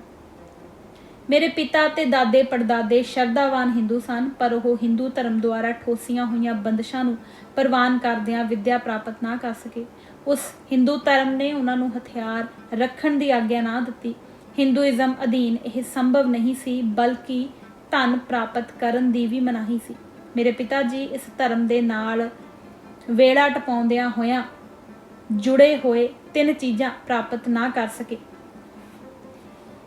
ਚੌਥਾ, ਮੈਂ ਸੰਸਕ੍ਰਿਤ ਸਿੱਖਣੀ ਚਾਹੀ, ਪਰੰਤੂ ਹਿੰਦੂ ਧਰਮ ਦੁਆਰਾ ਜਬਰੀ ਠੋਸੀਆਂ ਬੰਦਸ਼ਾਂ ਦੇ ਪਾਬੰਦ ਹੁੰਦਿਆਂ ਮੇਰੇ ਲਈ ਸੰਸਕ੍ਰਿਤ ਸਿੱਖਣਾ ਸੰਭਵ ਨਹੀਂ ਸੀ। ਹੁਣ ਇਹ ਮੇਰੇ ਲਈ ਵਿੱਦਿਆ ਤੇ ਧਨ ਅਤੇ ਹਥਿਆਰ ਵੀ ਧਾਰਨ ਕਰਨਾ ਸੰਭਵ ਹੋ ਚੁੱਕਾ ਹੈ। ਸੱਚਾਈ ਦੀ ਰੋਸ਼ਨੀ ਵਿੱਚ ਕਿ ਹਿੰਦੂ ਧਰਮ ਜਿਹੜਾ ਤੁਹਾਡੇ ਪਿਤਾ ਪੁਰਖਿਆਂ ਦੇ ਇੱਕ ਘਟੀਆ ਜ਼ਿੰਦਗੀ ਨੂੰ ਜਿਉਣਾ ਅਤੇ ਉਹਨਾਂ ਉੱਤੇ ਬੇਇੱਜ਼ਤੀਆਂ ਦੇ ਹਰ ਤਰ੍ਹਾਂ ਦੇ ਸਾਰੇ ਢੇਰ ਜ਼ਬਰਦਸਤੀ ਲੱਦ ਉਹਨਾਂ ਨੂੰ ਗਰੀਬ ਅਤੇ ਅਗਿਆਨੀ ਰੱਖਿਆ। ਤੁਹਾਨੂੰ ਇੱਕ ਅਜਿਹੀ ਬੁਰੀ ਨਸਲ ਦੇ ਘੇਰੇ ਦੇ ਵਿੱਚ ਕਿਉਂ ਰਹਿਣਾ ਚਾਹੀਦਾ ਹੈ? ਜੇਕਰ ਪਸੰਦ ਤੁਹਾਡੇ ਪਿਤਾ ਪੁਰਖੇ ਕਰਦੇ ਸਨ, ਤੁਸੀਂ ਵੀ ਕਰਦੇ ਹੋ। ਘਟੀਆ ਤੇ ਨਿਚਲੀ ਦਸ਼ਾ ਅਤੇ ਅਪਮਾਨਤਾਵਾਂ ਪ੍ਰਵਾਨ ਕਰਨਾ ਜਾਰੀ ਰੱਖਦੇ ਹੋ। ਤੁਹਾਡੇ ਨਾਲ ਨਫ਼ਰਤ ਹੁੰਦੀ ਰਹਿਣੀ ਜਾਰੀ ਰਹੇਗੀ। ਕੋਈ ਵੀ ਤੁਹਾਡੀ ਇੱਜ਼ਤ ਨਹੀਂ ਕਰੇਗਾ ਤੇ ਕੋਈ ਵੀ ਤੁਹਾਡੀ ਮਦਦ ਨਹੀਂ ਕਰੇਗਾ। ਇਹ ਹੈ ਇਹਨਾਂ ਕਾਰਨਾਂ ਲਈ ਕਿ ਧਰਮ ਬਦਲੀ ਦਾ ਸਵਾਲ ਸਾਡੇ ਲਈ ਮਹੱਤਵਪੂਰਨ ਬਣ ਚੁੱਕਾ ਹੈ। ਜੇਕਰ ਤੁਸੀਂ ਹਿੰਦੂਇਜ਼ਮ ਦੇ ਘੇਰੇ ਵਿੱਚ ਰਹਿਣਾ ਜਾਰੀ ਰੱਖਦੇ ਹੋ, ਤੁਸੀਂ ਇੱਕ ਗੁਲਾਮ ਨਾਲੋਂ ਉੱਚਾ ਰੁਤਬਾ ਪ੍ਰਾਪਤ ਨਹੀਂ ਕਰ ਸਕਦੇ। ਮੇਰੇ ਲਈ ਨਿੱਜੀ ਤੌਰ ਤੇ ਉੱਥੇ ਕੋਈ ਰੁਕਾਵਟ ਨਹੀਂ। ਜੇਕਰ ਮੈਂ ਇੱਕ ਅਛੂਤ ਰਹਿਣਾ ਜਾਰੀ ਰੱਖਦਾ ਹਾਂ, ਮੈਂ ਕੋਈ ਵੀ ਰੁਤਬਾ ਪ੍ਰਾਪਤ ਕਰ ਸਕਦਾ ਹਾਂ ਜੋ ਇੱਕ ਹਿੰਦੂ ਕਰ ਸਕਦਾ ਹੈ। ਜੇਕਰ ਮੈਂ ਹਿੰਦੂ ਰਹਿੰਦਾ ਹਾਂ ਜਾਂ ਨਹੀਂ, ਇਹ ਮੇਰੇ ਲਈ ਤੁੱਛ ਜਿਹਾ ਫਰਕ ਬਣਾਉਂਦਾ ਹੈ। ਮੈਂ ਹਾਈ ਕੋਰਟ ਦਾ ਇੱਕ ਜੱਜ ਬਣ ਸਕਦਾ ਹਾਂ, ਕਾਨੂੰਨ ਬਣਾਉਣ ਵਾਲੀ ਅਸੈਂਬਲੀ ਦਾ ਇੱਕ ਮੈਂਬਰ ਜਾਂ ਇੱਥੋਂ ਤੱਕ ਇੱਕ ਮੰਤਰੀ ਬਣ ਸਕਦਾ ਹਾਂ, ਪਰੰਤੂ ਇਹ ਤੁਹਾਡੇ ਅੱਗੇ ਵਧਣ ਅਤੇ ਆਜ਼ਾਦੀ ਲਈ ਹੈ। ਧਰਮ ਬਦਲੀ ਕਰਨਾ ਮੈਨੂੰ ਬਹੁਤ ਜ਼ਰੂਰੀ ਨਜ਼ਰ ਆਉਣਾ ਹੋ ਜਾਂਦਾ ਹੈ। ਇਸ ਘਟੀਆ ਤੇ ਕਲੰਕਿਤ ਹੋਂਦ ਨੂੰ ਇੱਕ ਸੁਨਹਿਰੀ ਜ਼ਿੰਦਗੀ 'ਚ ਬਦਲਣਾ, ਧਰਮ ਬਦਲੀ ਪੂਰੀ ਤਰ੍ਹਾਂ ਜ਼ਰੂਰੀ ਹੈ। ਤੁਸੀਂ ਯਕੀਨਨ ਮਦਦ ਅਤੇ ਸਹਿਯੋਗ ਆਪਣੀ ਹਾਲਾਤ ਸੁਧਾਰਨ ਲਈ ਆਪਣੇ ਮਿੱਤਰਾਂ ਅਤੇ ਚੰਗਾ ਚਾਹਣ ਵਾਲਿਆਂ ਤੋਂ ਸਹਾਰਾ ਪ੍ਰਾਪਤ ਕਰ ਸਕਦੇ ਹੋ। ਮੈਂ ਆਸ ਕਰਦਾ ਹਾਂ ਮੈਨੂੰ ਤੁਹਾਡੀ ਤਕਦੀਰ ਸੁਧਾਰਨ ਲਈ ਧਰਮ ਬਦਲੀ ਸ਼ੁਰੂ ਕਰਨੀ ਪਵੇਗੀ। ਮੈਂ ਬਿਲਕੁਲ ਆਪਣੇ ਲਈ ਨਿੱਜੀ ਮੁਫਾਦ ਜਾਂ ਤਰੱਕੀ ਦੇ ਸਵਾਲ ਬਾਰੇ ਫਿਕਰਮੰਦ ਨਹੀਂ ਹਾਂ। ਜੋ ਕੁਝ ਵੀ ਮੈਂ ਅੱਜ ਕਰ ਰਿਹਾ ਹਾਂ, ਇਹ ਤੁਹਾਡੀ ਭਲਾਈ ਲਈ ਅਤੇ ਤੁਹਾਡੇ ਮੁਫਾਦ ਵਿੱਚ ਹੈ। ਤੁਸੀਂ ਮੇਰੇ ਵੱਲ ਰੱਬ ਵਜੋਂ ਦੇਖਦੇ ਹੋ, ਪਰੰਤੂ ਮੈਂ ਕੋਈ ਪਰਮਾਤਮਾ ਨਹੀਂ ਹਾਂ। ਮੈਂ ਤੁਹਾਡੇ ਸਾਰਿਆਂ ਵਾਂਗ ਇੱਕ ਇਨਸਾਨ ਹਾਂ। ਕਿਸੇ ਤਰ੍ਹਾਂ ਦੀ ਵੀ ਮਦਦ ਤੁਸੀਂ ਮੇਰੇ ਤੋਂ ਚਾਹੁੰਦੇ ਹੋ, ਮੈਂ ਤੁਹਾਨੂੰ ਦੇਣ ਨੂੰ ਤਿਆਰ ਹਾਂ। ਮੈਂ ਤੁਹਾਡੀ ਮੌਜੂਦਾ ਬਿਆਸ ਅਤੇ ਘਟੀਆ ਹਾਲਤ ਤੋਂ ਬੰਦ ਖਲਾਸੀ ਕਰਾਉਣ ਦਾ ਫੈਸਲਾ ਕਰ ਚੁੱਕਾ ਹਾਂ। ਮੈਂ ਆਪਣੇ ਨਿੱਜੀ ਮੁਫਾਦ ਲਈ ਕੁਝ ਨਹੀਂ ਕਰ ਰਿਹਾ। ਮੈਂ ਤੁਹਾਡੀ ਤਰੱਕੀ ਅਤੇ ਤੁਹਾਡੀ ਜ਼ਿੰਦਗੀ ਨੂੰ ਲਾਭਦਾਇਕ ਅਤੇ ਅਰਥ ਭਰਪੂਰ ਬਣਾਉਣ ਲਈ ਸੰਘਰਸ਼ ਜਾਰੀ ਰੱਖਾਂਗਾ। ਤੁਹਾਨੂੰ ਜ਼ਰੂਰ ਆਪਣੀ ਜ਼ਿੰਮੇਵਾਰੀ ਸਮਝਣੀ ਚਾਹੀਦੀ ਹੈ ਤੇ ਜਿਹੜਾ ਰਾਹ ਮੈਂ ਤੁਹਾਨੂੰ ਦਿਖਾ ਰਿਹਾ ਹਾਂ, ਇਹਦੇ ਉੱਪਰ ਚੱਲੋ। ਜੇਕਰ ਤੁਸੀਂ ਇਹਦੇ ਤੇ ਇਮਾਨਦਾਰੀ ਨਾਲ ਚੱਲੋਗੇ, ਤੁਹਾਡਾ ਇਹ ਟੀਚਾ ਪ੍ਰਾਪਤ ਕਰਨਾ ਮੁਸ਼ਕਲ ਨਹੀਂ ਹੋਵੇਗਾ। Janata, dated 23 May 1936, published in Marathi, translated to English, page 107, Writing and Speeches, Volume 17, Part 3rd, translated English to Punjabi, ਲੇਖਕ। May 1936, ਮਈ 1936। ਮਹਾਰ ਕਾਨਫਰੰਸ ਬੰਬੇ ਤੋਂ ਕੁਝ ਦਿਨ ਪਹਿਲਾਂ ਡਾਕਟਰ ਅੰਬੇਡਕਰ ਜੀ ਨੇ ਆਪਣੇ ਪੁੱਤਰ ਤੇ ਭਤੀਜੇ ਨੂੰ ਦਰਬਾਰ ਸਾਹਿਬ ਅੰਮ੍ਰਿਤਸਰ ਭੇਜਿਆ। A few days before this, Ambedkar had made a strange gesture towards Sikhism by sending his son and nephew to the Gurdwara Mandir, Amritsar.